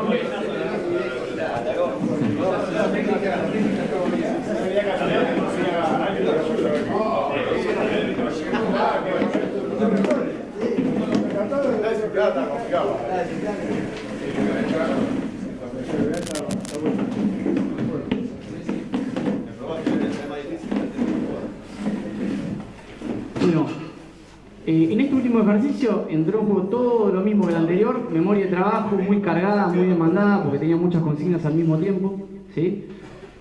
La concentración entre planos externos de 2 pelotas que iban circulando, atención dividida, digamos, e interna, porque tenía que recordarme los 15 segundos, ¿sí? Y a su vez tendría que recordarme las 2 consignas, de para dónde iba la pelota, si un aplauso o 2. Así estaban demandados ustedes. Pero acá entró en juego algo nuevo, que es esto de la inhibición, ¿está? Esto en realidad venía entrando en juego desde antes, no es que no entró en juego, pero ahora se hizo mucho más evidente la capacidad de inhibir. ¿Qué significa? De todos los aplausos que había, tenían que darse con el aplauso del capitán, ¿está? Entonces era importante que el capitán asumiera un aplauso importante, ¿tá? Pero también es importante que ustedes estén focalizados en ese aplauso. Hasta le diría que tenían 3 puntos visuales, porque con el ruido que había tenían que ver las 2 pelotas y las manos del capitán, porque si no capaz que no lo escuchaban, ¿no? Inhibición. La capacidad de inhibición, como dijo Paula lo mencionaste la vuelta pasada, es muy importante y lejos de ser algo simple, sencillo, que significa no está pasando nada, está pasando un montón. Están corriendo del escenario todo lo que nos sirve para quedarse con lo que sirve. ¿Sí? Estoy corriendo todos los estímulos que no me sirven para centrarme en el estímulo que me sirve, que es el aplauso de mi capitán. No sé si se acuerdan, creo que fue el primer encuentro que hice un poco esta aclaración fisiológica de que hay algunos términos que quizás cotidianamente los pensamos de una manera y biológicamente tienen una connotación distinta, y hablé de, bueno, cómo se relaja un músculo, requiere energía, y la capacidad de inhibir también es una sinapsis que está activa, un neurotransmisor que se produce, un receptor que deba recibirlo, y que bueno, ahí hay energía que cuando escasea, por ejemplo en una situación de estrés metabólico como puede ser un entrenamiento o un juego, bueno, la capacidad de inhibición cuando se pierde, bueno, toda la información entra de golpe y entonces es como una especie de situación como se vio acá, donde bueno, la toma de decisiones se ve muy afectada. Entonces tanto lo energético también tiene que ver, inhibir no es dejar de hacer algo, sino que hay un montón de cosas que en ese cerebro están activándose y muchas veces eso no lo tomamos en cuenta o no lo conocemos y bueno, creemos que deje de hacer algo implica que es algo sencillo y la verdad que se entrena también como todo lo demás. Preguntale si fue sencillo. Una pregunta, por estar acá ahora lo veo ahí. Sí. La diferencia entre memoria de trabajo y concentración es, o sea, ¿qué había que hacer en la memoria y la concentración sería hacerlo? La concentración, o sea, la memoria de trabajo es lo que te mantiene activa la información relevante, ¿sí? Es como lo que te da la orden, lo que te sostiene la consigna, ¿sí? La concentración es exactamente como vos pones en juego esa consigna que ya sabés que tenés que cumplir, ¿no? Pero que no se confunda que la concentración tiene que ver solamente con hacer algo en el exterior, a veces la concentración es algo en el interior, ¿sí? Pues si no quedaría como que... No, y dijimos que la atención, o la concentración mejor dicho, puede ser interna o externa. Muchas veces decide dónde poner la energía, porque para concentrarse hay que tener energía disponible. O sea, yo puedo tener la memoria de trabajo, pero mi concentración, mi energía se va a otro foco. Por ejemplo, me está mirando mi papá en el alambrado, entonces mi energía se fue y me concentré en eso, entonces ya no puedo poner foco de atención en otra cosa. También eso es algo que hemos hablado y va a hablar Pablo también. Bueno, un poco acá vamos a considerar lo que sucedió. Una pregunta. ¿Sí? Para Paula, por ahí más. Puede ser que el cerebro, vamos a suponer que tenemos un tono de voz, tengo un mediocronio y una apertura, que está continuamente hablando, y hay ruido en el partido, mucho ruido, gente que grita, corre. ¿Hay posibilidad de que nosotros, a través del tono, con el nombre o con lo que sea, el cerebro capte ese tono para distinguirlo del resto del ruido que hay? Sí, totalmente. Siempre el lenguaje no verbal tiene una capacidad de ser procesada esa información mucho más velozmente que el significado de la palabra en sí.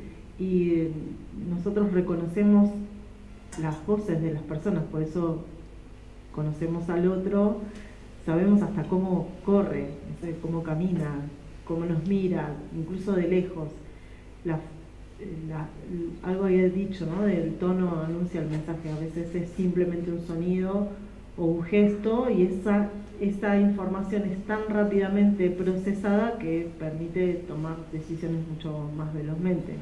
Pero sí, y tenemos a partir de nuestras relaciones vinculares, esto que hablaba de la cohesión en un grupo, permite por experiencias pasadas de otras resoluciones trabajar como si fueran casi el equipo un superorganismo, ¿no? Que no necesita la palabra simbólica o te quiero decir que te voy a pasar la pelota, ya simplemente es un gesto o algo que ya se hizo tantas veces que se resuelve casi sin diálogo, ¿no?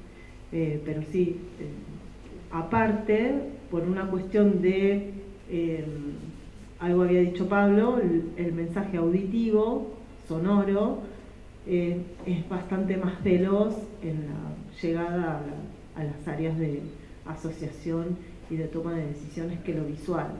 Pero sí, el tono es importante y se procesa mucho más velozmente que el simbolismo de la palabra articulada.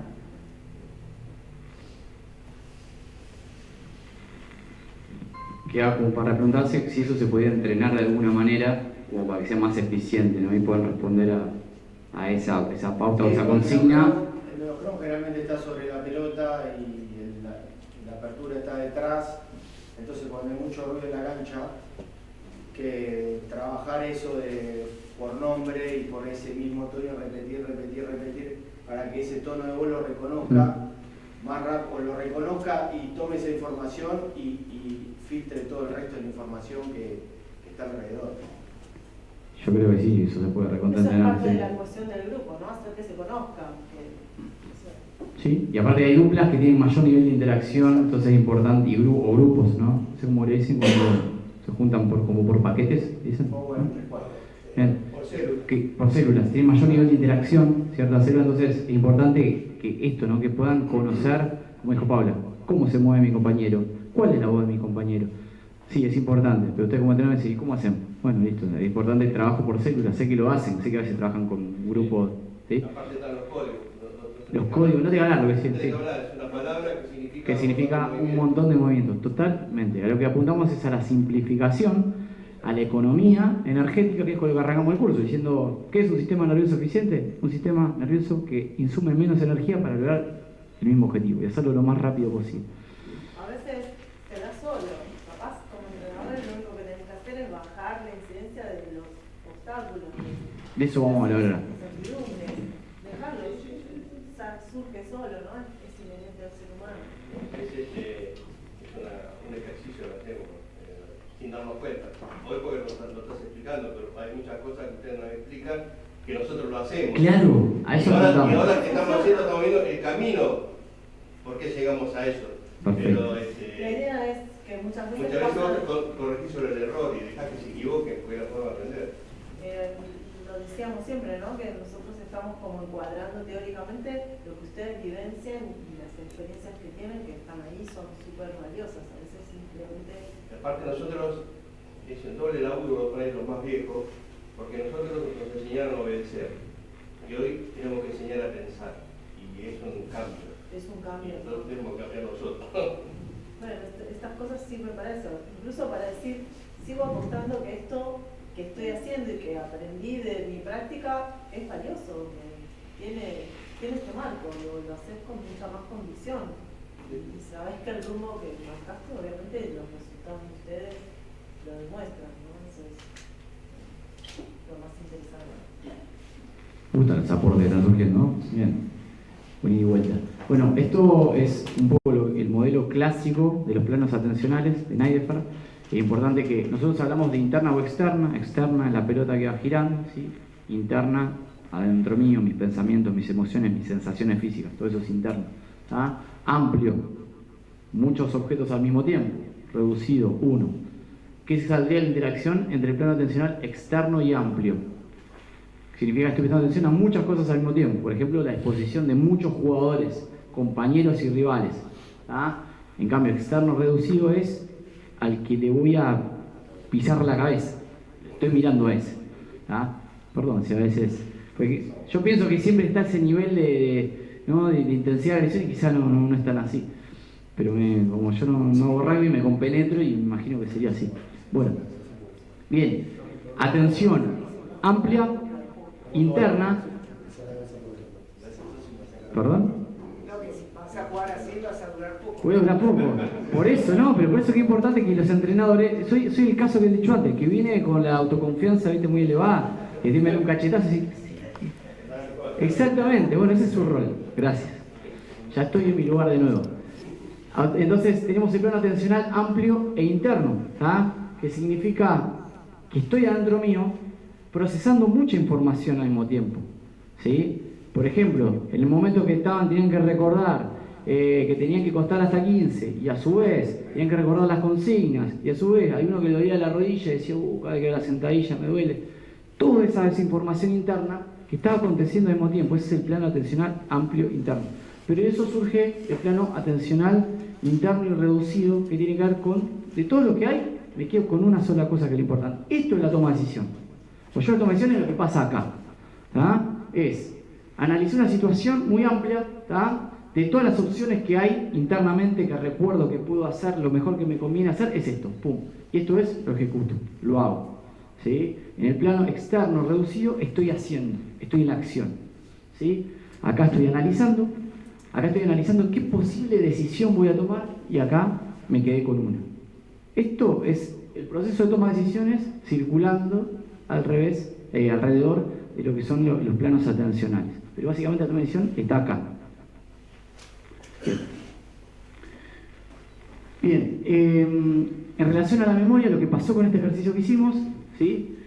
Establecimos la relación entre la toma de decisión y la memoria. La toma de decisión va a estar condicionada por la capacidad de sostener en la memoria los elementos significativos de la tarea. Por ejemplo, memoria visoespacial para retener la ubicación de los compañeros, la trayectoria del elemento, ¿sí? Y las secuencias, pero también la memoria verbal, que ahí la mencionaron, de repetir internamente las consignas, ¿sí? Por ejemplo, el tipo de respuesta cuando es un aplauso con 2 y el conteo interno. Entonces fíjense que la memoria de trabajo se digrega en componentes verbales, en componentes visuales, y todo eso entró en juego mientras ustedes hacían esa actividad muy simple.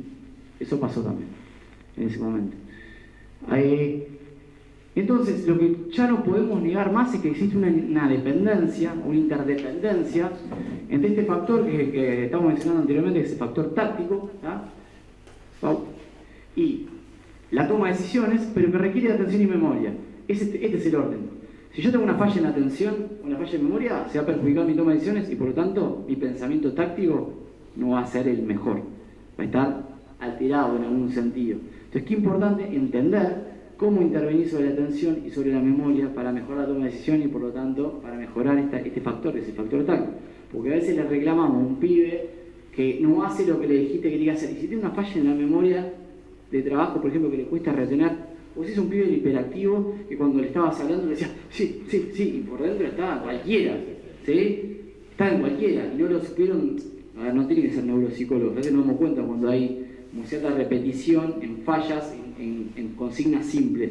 Eso puede ser una falla sobre todo en la atención, ¿no? Perdóname, sí. No es memoria motora, es memoria atención. Exacto, la memoria motora es otra cosa, ¿sí? Eso lo podría explicar mejor Pablo, pero yo sé que la memoria motora tiene que ver con ciertos automatismos que ya tenemos incorporados por la repetición, ¿sí? Hay ciertas estructuras del cerebro que Pablo si no da un correctivo, como ahí, que es el ganglio basal, ¿sí? Y el cerebelo, que son los que actúan para que eso quede consolidado ahí. Memoria motora cuando manejás, ¿sí? Memoria motora es los movimientos más simples del rugby. ¿Sí? En el básquet sería picar la pelota. El pase sería lo más simple. Un automatismo. Pero vos lo que buscás es que se grabe en la memoria la táctica, a través de la atención, más la... A lo que apuntamos es que la táctica se repita tanto que no tengan que recordar, que fluya, porque está en el cuerpo. Que termine siendo motora. Que termine siendo motora sería como el nivel más elevado, pero eso serían deportes cerrados, donde tengo un nivel de... termina siendo motora, sino que la relación entre lo que vos querés que suceda de forma motora, o sea, que tu gesto motor corresponda con una decisión que el gesto motor opera. O sea, la atención y la memoria están en un lugar. El aprendizaje motor sucede cuando estás aprendiendo el gesto. Una vez que ya se internalizó, se guardó en los núcleos basales, va a ser tomado como decisión y ejecutado tan rápidamente que vos vas a tener energía para tomar la decisión de ese acervo decisional que tengo. O sea, el hacer, viste que dijimos, una vía neuronal, otra vía neural, eso es todo las opciones que yo tengo guardadas. La toma de decisión es cuál de todas los hilitos decidí tirar, de todas las opciones que tenía. La memoria de motora va a ser, bueno, practiqué este. La atención y la memoria va a ser, cuando tenga la opción, cuál de esos hilitos neuronales tiré. Y el gesto motor, la acción motora se ejecuta. Y la manera de chequear si la falla en la toma de decisión fue motora o fue intelectual o perceptivo, lo que sea, chequeándolo con la verbalización del jugador o hay otra manera de verlo? Después vos vas a hacer el análisis, porque vos lo que vas a decir es, bueno, yo quiero que aprendan esto o exponerlos a esta situación. Sí. Entonces vos ahí, primero el gesto motor ya tiene que estar, porque vos vas a tener un periodo en el que solo estás trabajando la consolidación de ese gesto motor que tiene que estar automatizado, guardado y ser parte del acervo. Después, en otra instancia, vas a entrenar de todo ese acervo decisional que vos ya te aseguraste que tiene, bueno, cuál fue la opción que eligió.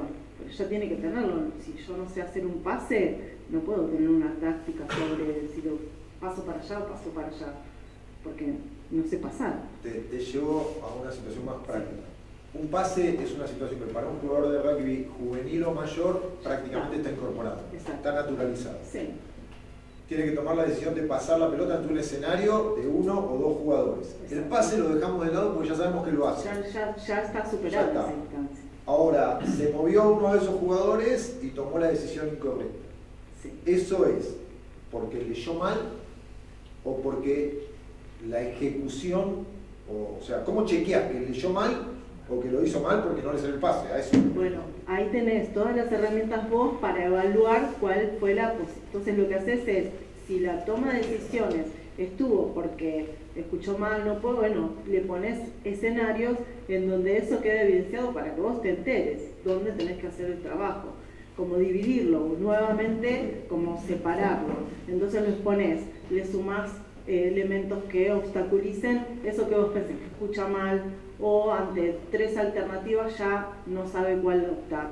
Bueno, que se practica, se entrena. Siempre en ese tipo de cuestiones que vos estás analizando bien porque lo estás viendo concretamente en tu trabajo, lo que yo digo que es, siempre los principios del entrenamiento nos salvan, nos organizan.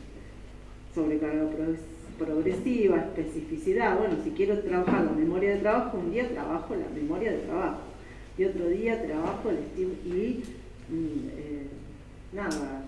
individualidad, ¿no? Quizás cada uno tenga que trabajar. Por eso Pablo decía, hay elementos que se trabajan en el grupo completo, otros que son estímulos, por eso también hay que decidir en qué momento. Bueno, no voy a estar a punto de dar de estar ya en un periodo preparatorio, quizás eso ya me queda como objetivo en una pretemporada, porque también tiene que tener una cantidad de energía suficiente como para poner en juego ahí, porque la va a estar, ¿no? Digamos, como sobrecargando. Entonces, bueno, después de hacer 20 pasadas, lo hago hacer ese trabajo, claro. Elegir el mejor momento para hacerlo. Esta es una buena recomendación, practicar una situación que vos sabés que es de mucho control para él, para saber que si está fallando ahí, que está fallando. ¿Ah? Y ir con la sobrecarga progresiva, lo expongo a 2 compañeros, después a 3, después a 4, y viendo si va haciendo bien o no. Después hay, como en todo, testeos.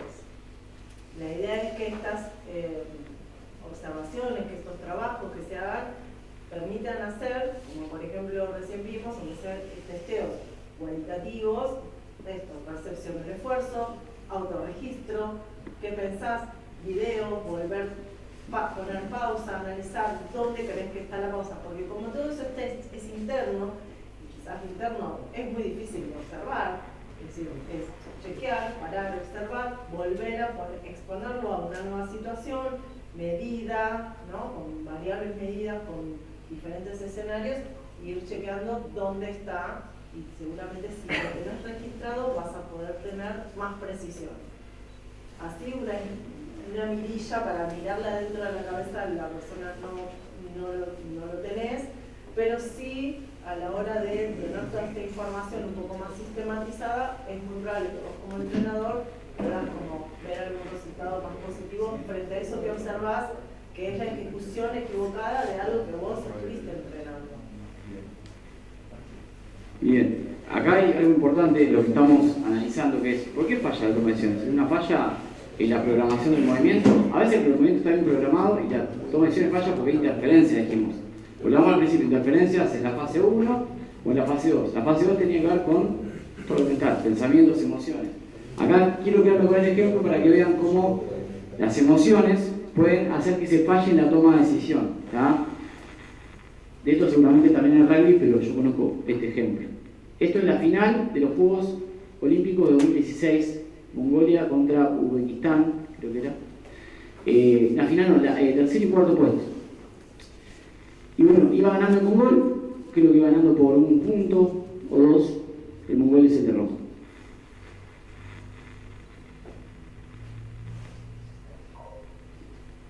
Empieza a festejar, o sea, faltaban 10 segundos, me quedo acá porque esto es hermoso, después quiero ver con ustedes. Faltaban 10 segundos, iba ganando, rehúsa el combate, esto en taekwondo es igual, cuando rehúsa ese combate te ponen una advertencia. Cuando vos juntas una determinada cantidad de advertencias, te ponen un punto en contra. Entonces, para no arriesgar, rehúsa el combate, se toma una decisión equivocada, ¿verdad? Tiene una advertencia, tiene un punto en contra, termina ganando el rival. Una falla en la toma de decisiones por una emoción que es positiva o negativa. La emoción. Es positiva, está feliz, ya ahí tercero en los Juegos Olímpicos.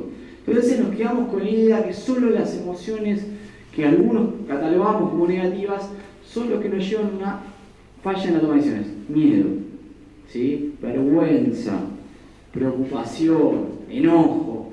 Y ahí es cuando toma la decisión inadecuada.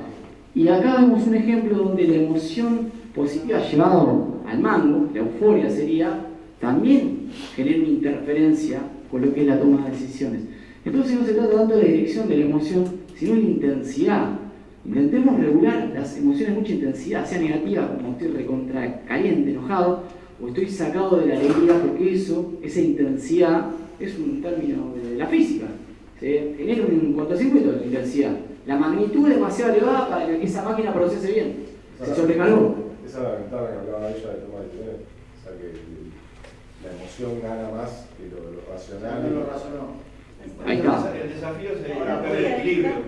Buscar el equilibrio. Exacto. Ni allá ni acá. El equilibrio. Por él lo razonó y lo hizo a propósito. Por ahí razonó. Tenía temor y no alegría. ¿Y tenía temor y estaba festejando? Porque por ahí perdía. Pero uno me buscaba. Pero bueno, flexibilidad cognitiva. Me gusta. Flexibilidad cognitiva. Soy la única persona de las 100 veces que contaste el video que metió esa idea.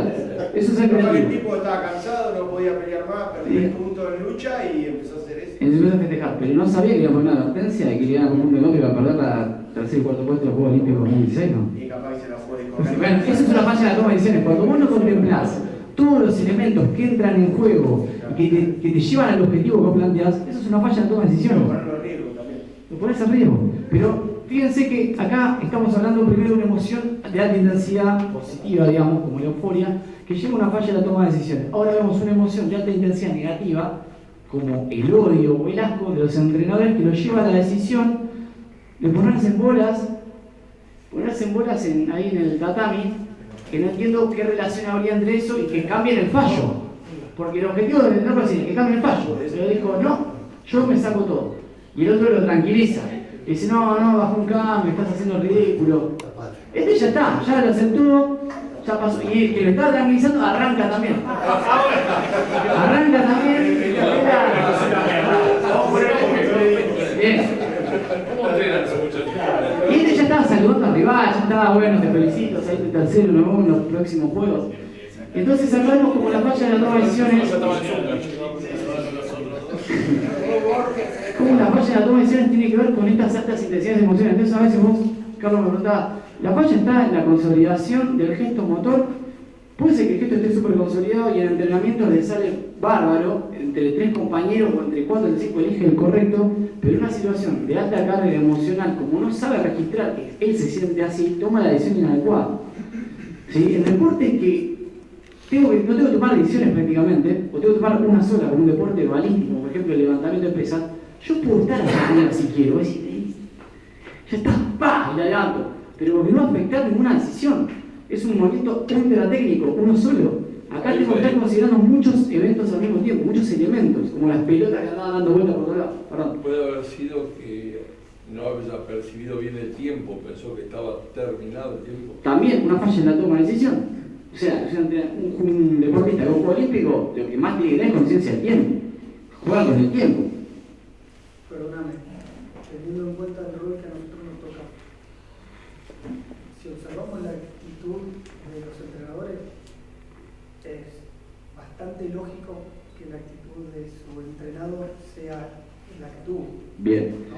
Voy a decirlo porque no se escuchó, que la actitud del deportista reproduce un poco la actitud de los entrenadores. En este sentido de regularse. Se ve que eran un equipo todos juntos, el deportista y sus entrenadores, de gente un poco más regulada.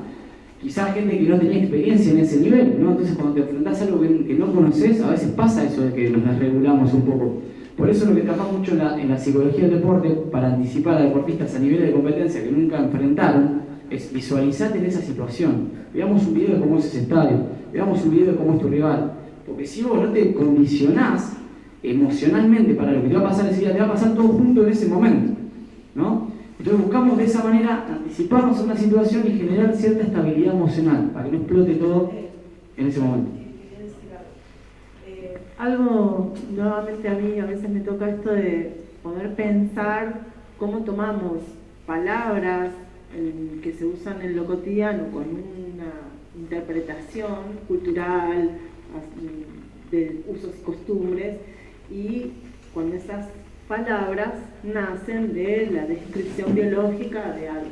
Pasa mucho con las emociones. Por ejemplo, esto de polarizarlas en positivas, negativas, buenas, malas, y como culturalmente quizás le asignamos, por ejemplo, a el miedo y le asignamos un valor negativo, y que es bueno estar feliz, ¿no? o contento.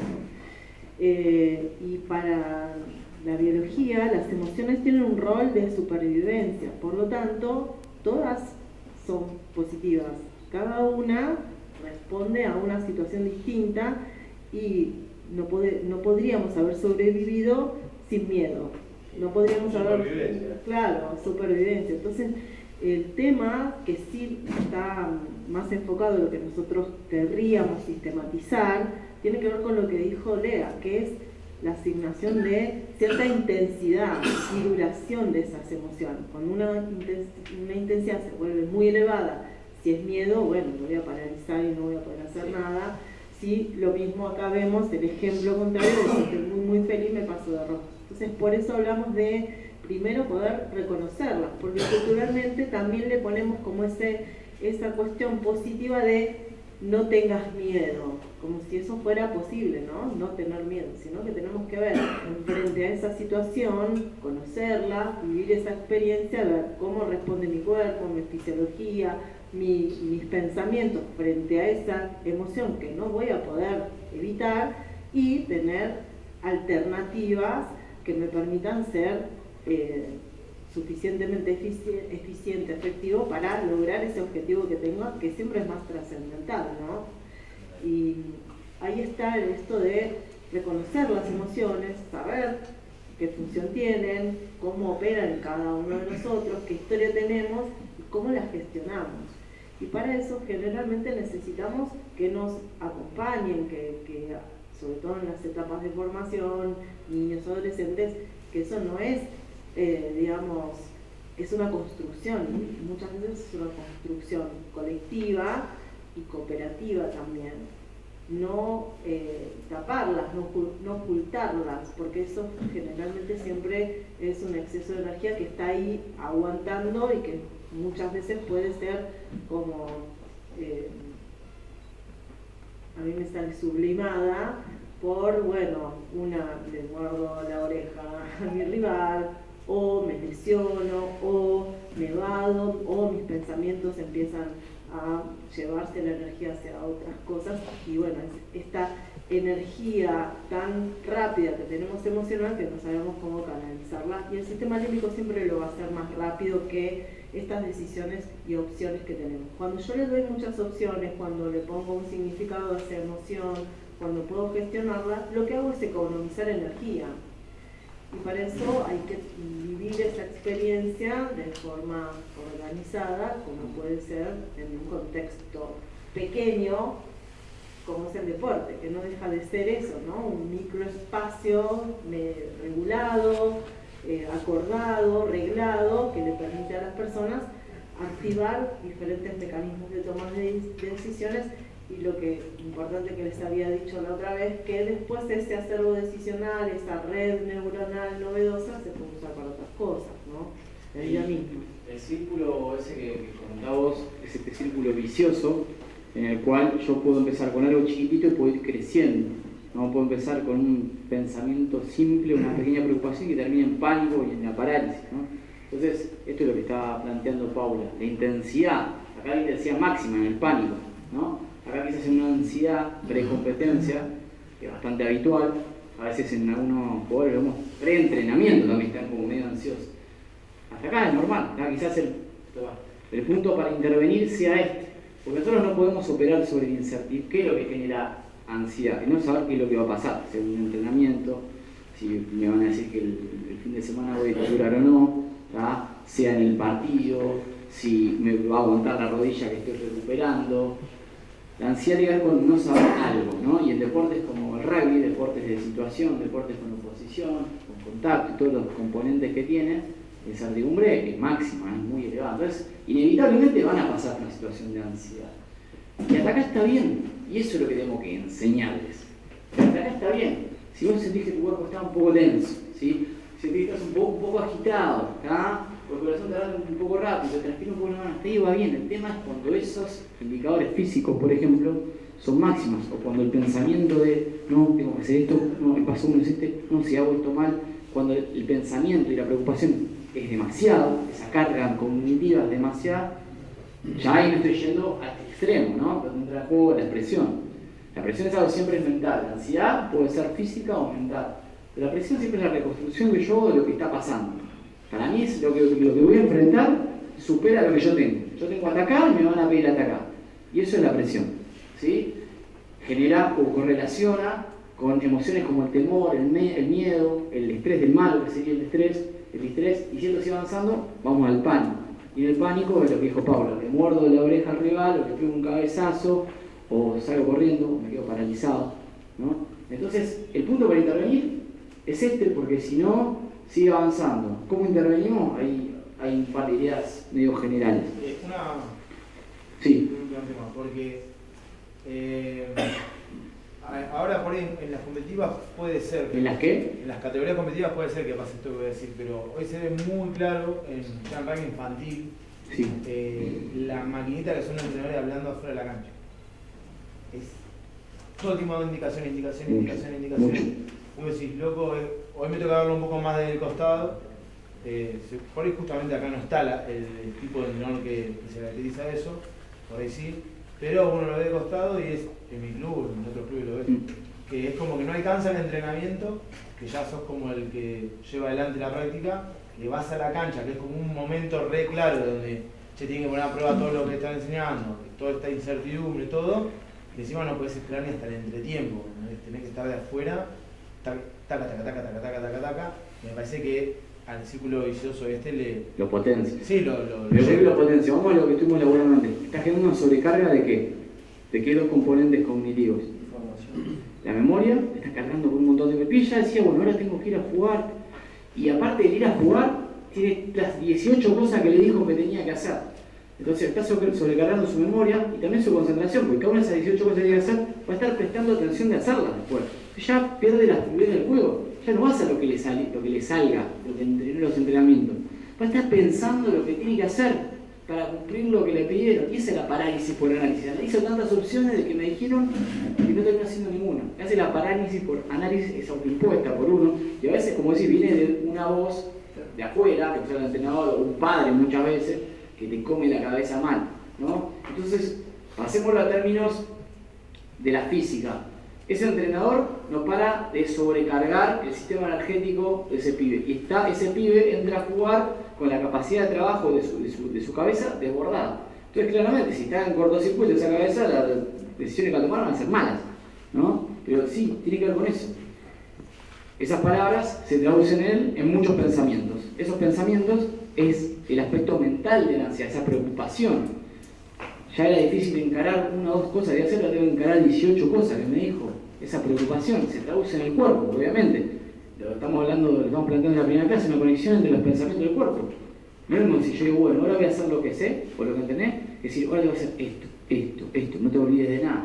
Ya me empiezo a poner así duro, se me empieza a contracturar el trapecio, y ya no estoy tan fluido, entonces el cuerpo empieza a sentir eso también, es la ansiedad física, ¿tá? Y el corazón late más rápido, más la actividad misma, el movimiento que implica el juego, y ya se empieza a ir todo de la mano mal, ¿no? Esa es la ansiedad precompetencia. ¿Le cambia el humor al jugador? Le cambia el humor, aparte del humor. Puede estar muy enojado, porque claro, está enojado ¿por qué? Porque no te dejan jugar. Porque no lo dejan jugar y porque...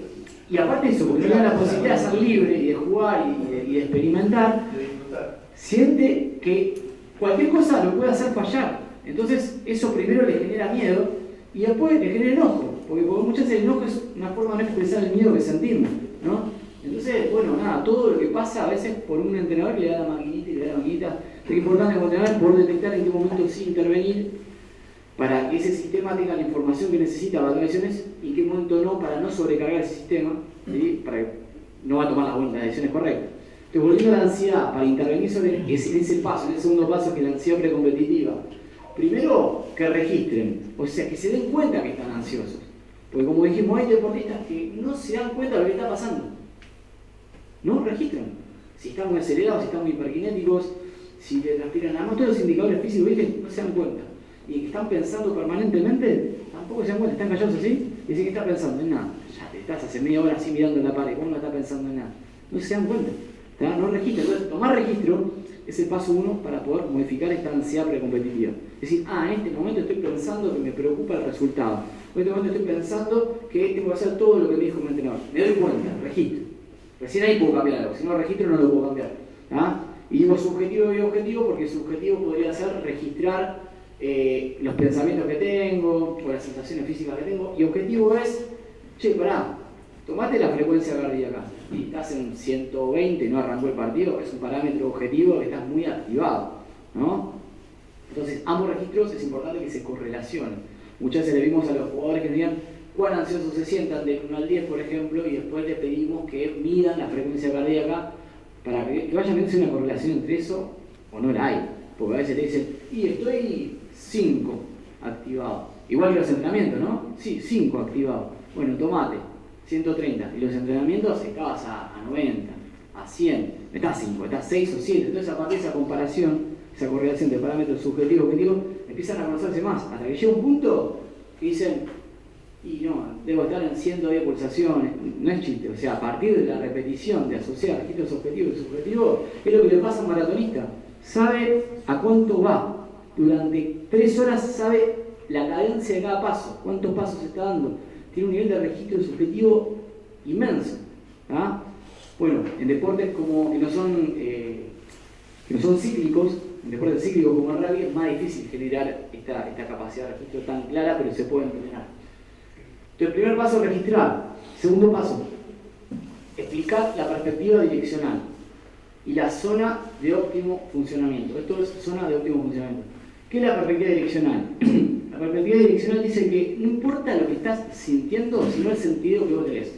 Si vos sentís que estás un poco agitado y sentís que estás un poco tenso, pero tomás eso como que te estás preparando para que haya algo importante para vos, y le estás dando esa dirección a esas sensaciones físicas, está bien. Ahora si decís, este es el preludio de que me va a pasar lo mismo que la vuelta a pasar, me voy a contracturar, a los 10 minutos me van a que sacar. Si le das ese significado, si le das esa dirección, seguramente va a ser negativo.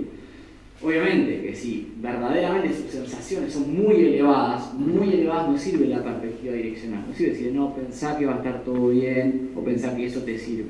Si estás a 140 antes de arrancar, por frecuencia cardíaca, eso no te va a servir. Si o sí tienes que hacer algo para regular. La zona de óptimo funcionamiento es la zona en la cual él funciona mejor, o ella. Acá tenemos el rendimiento, que puede ser de malo a mucho, y acá tenemos el nivel de activación, que es lo que estamos mencionando, que puede ser de bajo a mucho. En la medida que la activación va aumentando, ¿sí? El rendimiento va subiendo. Pero cuando me paso como el mongol que estaba sacadísimo, el rendimiento termina bajando, a pesar de que la activación subió. Está demasiado activado, demasiado arriba, demasiado eufórico. Eso es lo que plantea este modelo de la U invertida, o el modelo de catástrofe, que dice que llega un punto que la activación, si sigue subiendo, hace que baje ese rendimiento. Pero esto un poco se ha modificado porque hay personas que su mejor rendimiento lo tienen una activación bastante alta, en un punto 8, un 9, y otros lo tienen en un punto mucho más, porque son esos jugadores que corren menos pero toman acciones exactas. Si lo pasamos al fútbol, no sé, requiere un jugador que parecía que caminaba a veces, pero tomaba decisiones exactas, sabía cuándo acelerar y cuándo no. Quizás trabajaba a un nivel de activación mucho más bajo que otros que están allá arriba y para rendir necesitan estar allá arriba. Entonces, qué importante conocerse y saber cuál es mi zona óptima. Si con mucha activación funciona bien o funciona mal. ¿Sí? ¿Dónde funciona bien? Y si no estoy donde tengo que estar, ¿qué hago si estoy allá arriba para bajarme? Y si estoy allá abajo, ¿qué hago para subirme? ¿No? Un poco eso apunta al tercer paso, que sería regular. Cuando no estoy en el lugar donde quiero estar, donde a mí me sirve estar. Cuando no tengo mi ansiedad precompetitiva en el nivel que yo quiero. Una alternativa sería reinterpretar, darme otra explicación a eso que está pasando. Y la otra sería regular. Para reinterpretar a veces usamos el autodiálogo. Me digo a mí mismo, bueno, quédate tranquilo, que esto que te está pasando en este momento te pasó la otra vuelta y la rompiste. Te sentiste de la misma manera y jugaste bien. O estás nervioso porque hace un montón que no competís, ¿sí? Porque te lesionaste, pero en los entrenamientos la estuviste rompiendo. Entonces me hablo a mí mismo, reinterpreto lo que está pasando, veo lo que está pasando de otra manera. El hablarme de esa manera, tenés esa clase de autodiálogo reinterpretativo, decimos, puede ayudar a que mi nivel de ansiedad, estas son estrategias cognitivas, porque yo me estoy hablando, ¿sí? También me puedo imaginar a mí mismo, puede ser que me vaya en el vestuario y me encierre en el baño un toque, así, y diga, bueno, me imaginarme que la estoy rompiendo, me imagino a mí mismo jugando bien. Es otra estrategia cognitiva, que a veces eso me genera confianza, y si me genera confianza, ¿qué baja? La ansiedad, me baja un poquito la ansiedad. Todo, obviamente, si se entrena, nada, si usa la visualización una vez o el autodiálogo una vez, es raro que funcione. Igual que si una sola vez practican el pase hacia la derecha, ¿no? Rebasan. Repetición, repetición y repetición. Como decía Pablo, los principios del entrenamiento mental son los mismos que los principios del entrenamiento general, ¿no? Repetición. Mañana llegan y dicen, bueno, registren esto, autodiálogo, hacemos tal cosa, todo junto no funciona, hay que incorporarlo de a poco y con algún sentido que el plan de entrenamiento tenga su lugar y su energía para disponer ahí, como se dispone que entrenamos tal área funcional o que entrenamos tal jugada. Reposicionarse es, por ejemplo, una estrategia que tiene que ver con imaginarme qué es lo que estará pensando el otro. O sea, yo tengo miedo, pero el que me va a marcar a mí, ¿no estará igual?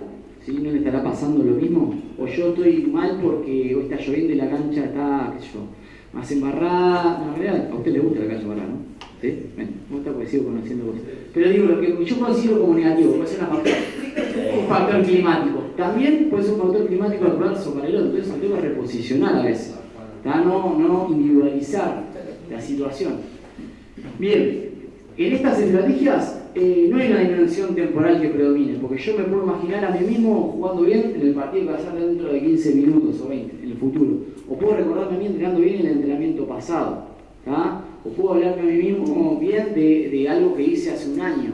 O puedo decir, yo sé que esto lo vas a lograr porque es importante para vos y en 5 años la vas a estar rompiendo, vas a estar jugando, no sé, en la Puma. Entonces, en estas estrategias, las cognitivas, no hay una dimensión temporal predominante. Pasar las otras. En las otras, pasar. En las otras sí, la dimensión temporal es el presente, que son las técnicas conductuales. Es en el presente. Cuando yo intervengo de este lado, siempre estoy en el presente, estoy en el momento. Estas son las que más se suelen utilizar, la relajación muscular progresiva, ¿sí? Ahora igual voy a hacer excepciones para cada una, la mecánica respiratoria y las rutinas y los rituales. Estas tres son cosas que tengo que hacer, no se trata de cosas que tengo que pensar, son cosas que tengo que hacer. Y cuando yo estoy haciendo algo consciente de lo que estoy haciendo, estoy en ese momento, si lo estoy haciendo consciente, obvio. Pues yo, por ejemplo, voy a decir, hago una respiración profunda, pero si la hacen pensando, ¿quién dice acá? Para ir a comerse la milanesa que le hizo su señora, no está conectado con la respiración, con el aire que está entrando y saliendo. Eso es una respiración consciente y esa es la que te sirve porque te trae al presente. Si yo estoy respirando, pero estoy pensando, este partido está muy áspero de verdad, no estoy en el presente, estoy en mi respiración. Entonces, ¿cuál es el objetivo de la técnica conductual? Que el deportista no esté pensando en lo que va a venir después. ¿Sí? Y si no piensa en lo que viene después, lo que se empieza a suspender es esa preocupación, que era uno de los aspectos de la ansiedad. Tengo una ansiedad en cuestiones físicas y tenía esa preocupación, que es prospectiva, lo que va a venir. Si estoy en el presente, no estoy allá. Si no estoy allá, mi ansiedad baja. Bien. Eso se ve mucho en los pateadores. Sí, las respiraciones, bueno, y rituales. misma cantidad de pasos. Cuando están dando los pasos, están contándolos, están sintiendo la sensación del metatarso y del talón cuando se apoya, están conectándose con las sensaciones, porque las sensaciones lo traen al presente. Y no le están pensando, no le están haciendo pensar, si cierro esta, perdemos y no tengo otra chance más. Están pensando en lo que están sintiendo en ese momento. ¿Sí? Rutinas, entonces, cuestiones más conductores y más cognitivas para trabajar sobre la ansiedad precompetitiva. Cuando a veces hablamos de estas cuestiones de la ansiedad, ¿se acuerdan que en el lóbulo prefrontal estaba todo lo que viene más allá? Mi cerebro límbico está más en este aquí y ahora. Y algo que nosotros podemos hacer de forma estratégica es, si queremos que algún área de nuestro cerebro descanse porque está sobrecargada, no podemos apagarla como si tuviera un chip, un switch. Apago, prendo, apago. No pienses más en eso. En realidad eso es casi imposible. Lo que se hace es prender otra área. Entonces, si yo quiero que, por ejemplo, baje esta cuestión de me lleno de pensamientos y lo que va a pasar, lo que puedo hacer estratégicamente es concientizar, por ejemplo, en respirar.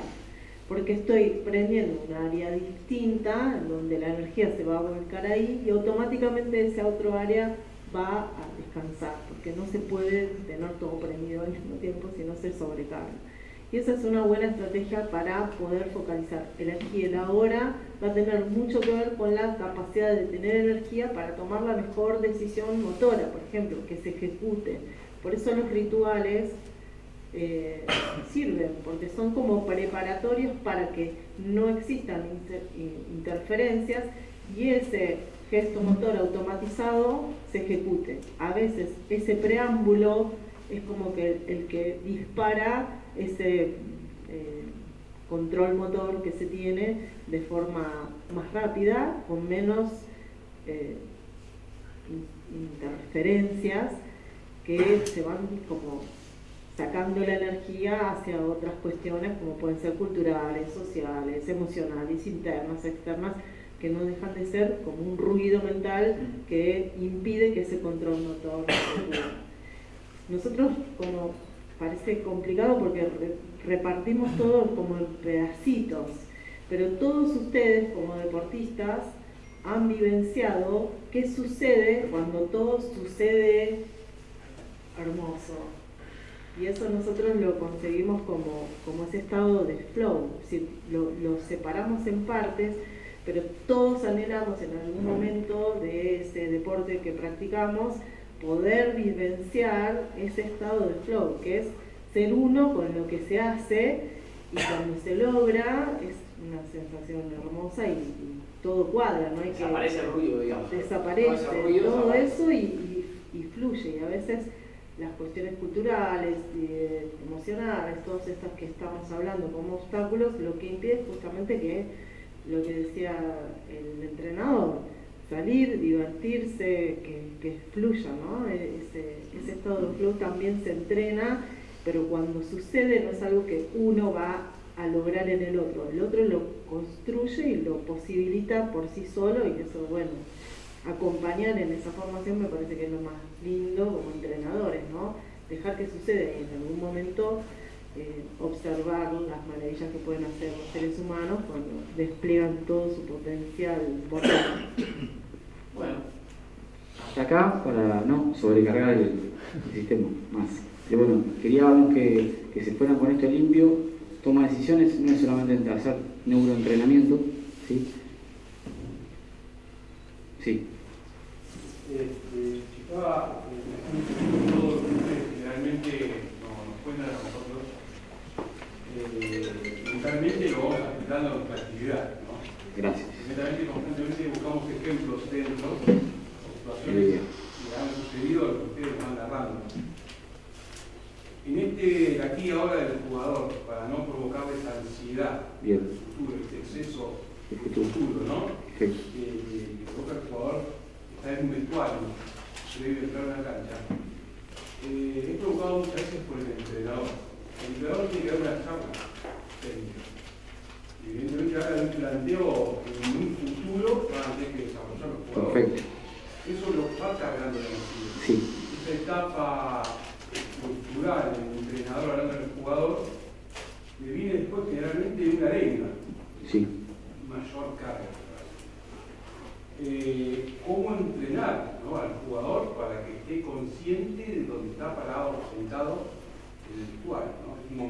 quizás de mayor autocontrol, y ya verás qué va a hacer en el partido de acuerdo a todo lo que entrenó.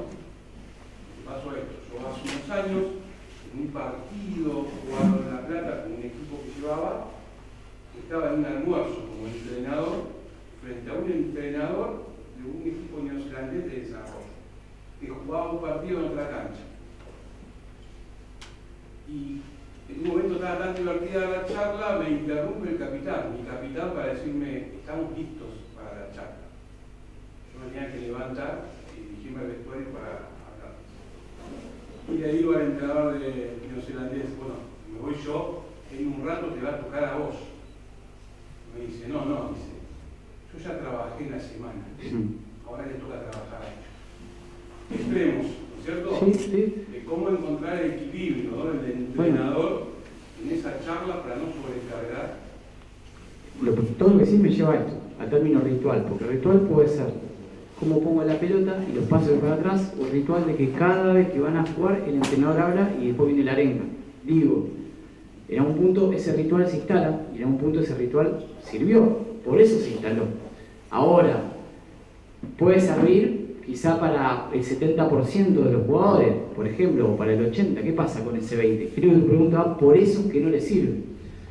No creo que haya que modificar el exceso de futuro que genera ni la charla ni la arenga. Creo que hay que ver en cada uno si responden muy distinto como responden en los entrenamientos. Si ese exceso de futuro que vos le inyectás y le inyecta el capitán con la arenga, hace que rindan distinto.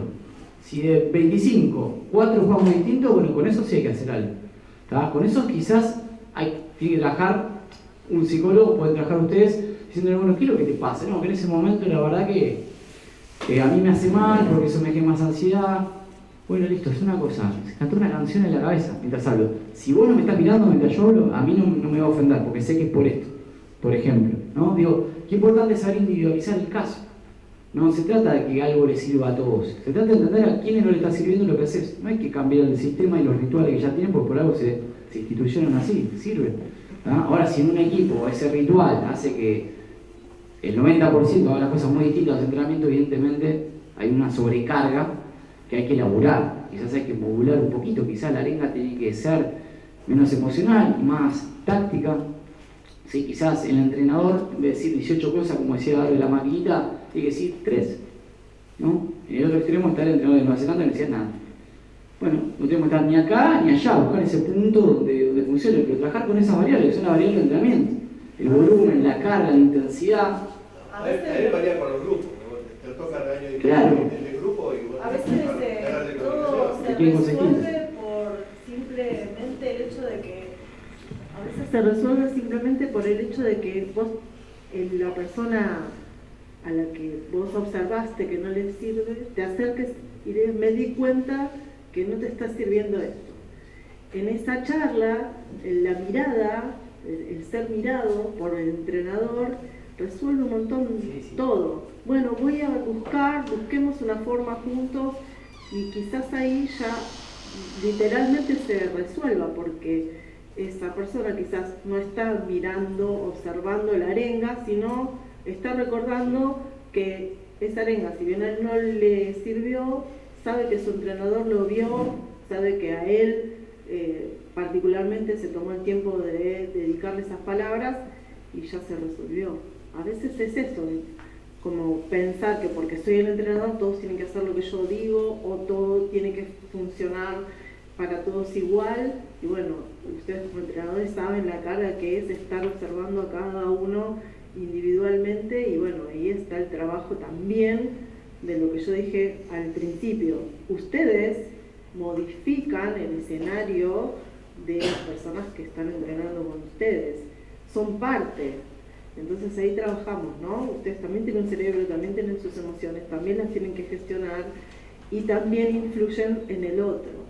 No son extraterrestres que vienen acá, organizamos y todos operan y el problema es de ellos, sino del vínculo que se establece, que es tan fuerte, tan intenso entre el entrenador, la gente que entrena con ustedes, pone literalmente la vida de ellos en sus manos, su hecho de relacionarse con los otros en ese espacio tan reducido, donde están siendo, ¿no? Esto de el peso, la otra vez alguien me hablaba, ¿no? El peso de las palabras, esto, vos sos, ¿no? Cuando empezamos ahí como etiquetando, ¿no? Vos sos este, vos sos lo otro, y bueno, si yo en un grupo soy el que pierde la pelota, para seguir siendo voy a perder la pelota. El cerebro es como medio bastante directo. Entonces, si nosotros le ponemos espacio, le ponemos habitabilidad a eso, le damos un sentido a la presencia de esa persona por fuera de esa etiqueta, solucionamos un montón, porque sublima esa energía y bueno, ya podemos concentrarnos en jugar y que esas cuestiones vinculares no sean las que estén priorizadas. Recuerden que el dolor físico está en el mismo lugar que el dolor social. No ser parte de un grupo, tener miedo de no ser aceptado, duele tanto como un golpe. Y a veces duele más. Entonces, ahí también hay cuestiones humanas que nosotros podemos observarlas y analizarlas como entrenadores de forma profesionalizada. Creo que profesionalizar cómo funciona esto es parte de la posibilidad de ustedes como entrenadores tomar las mejores decisiones. No lo más porque hablo mucho y me está seguir para que no se vayan los días, se fueron re tarde por mi culpa. Bueno, muchas gracias.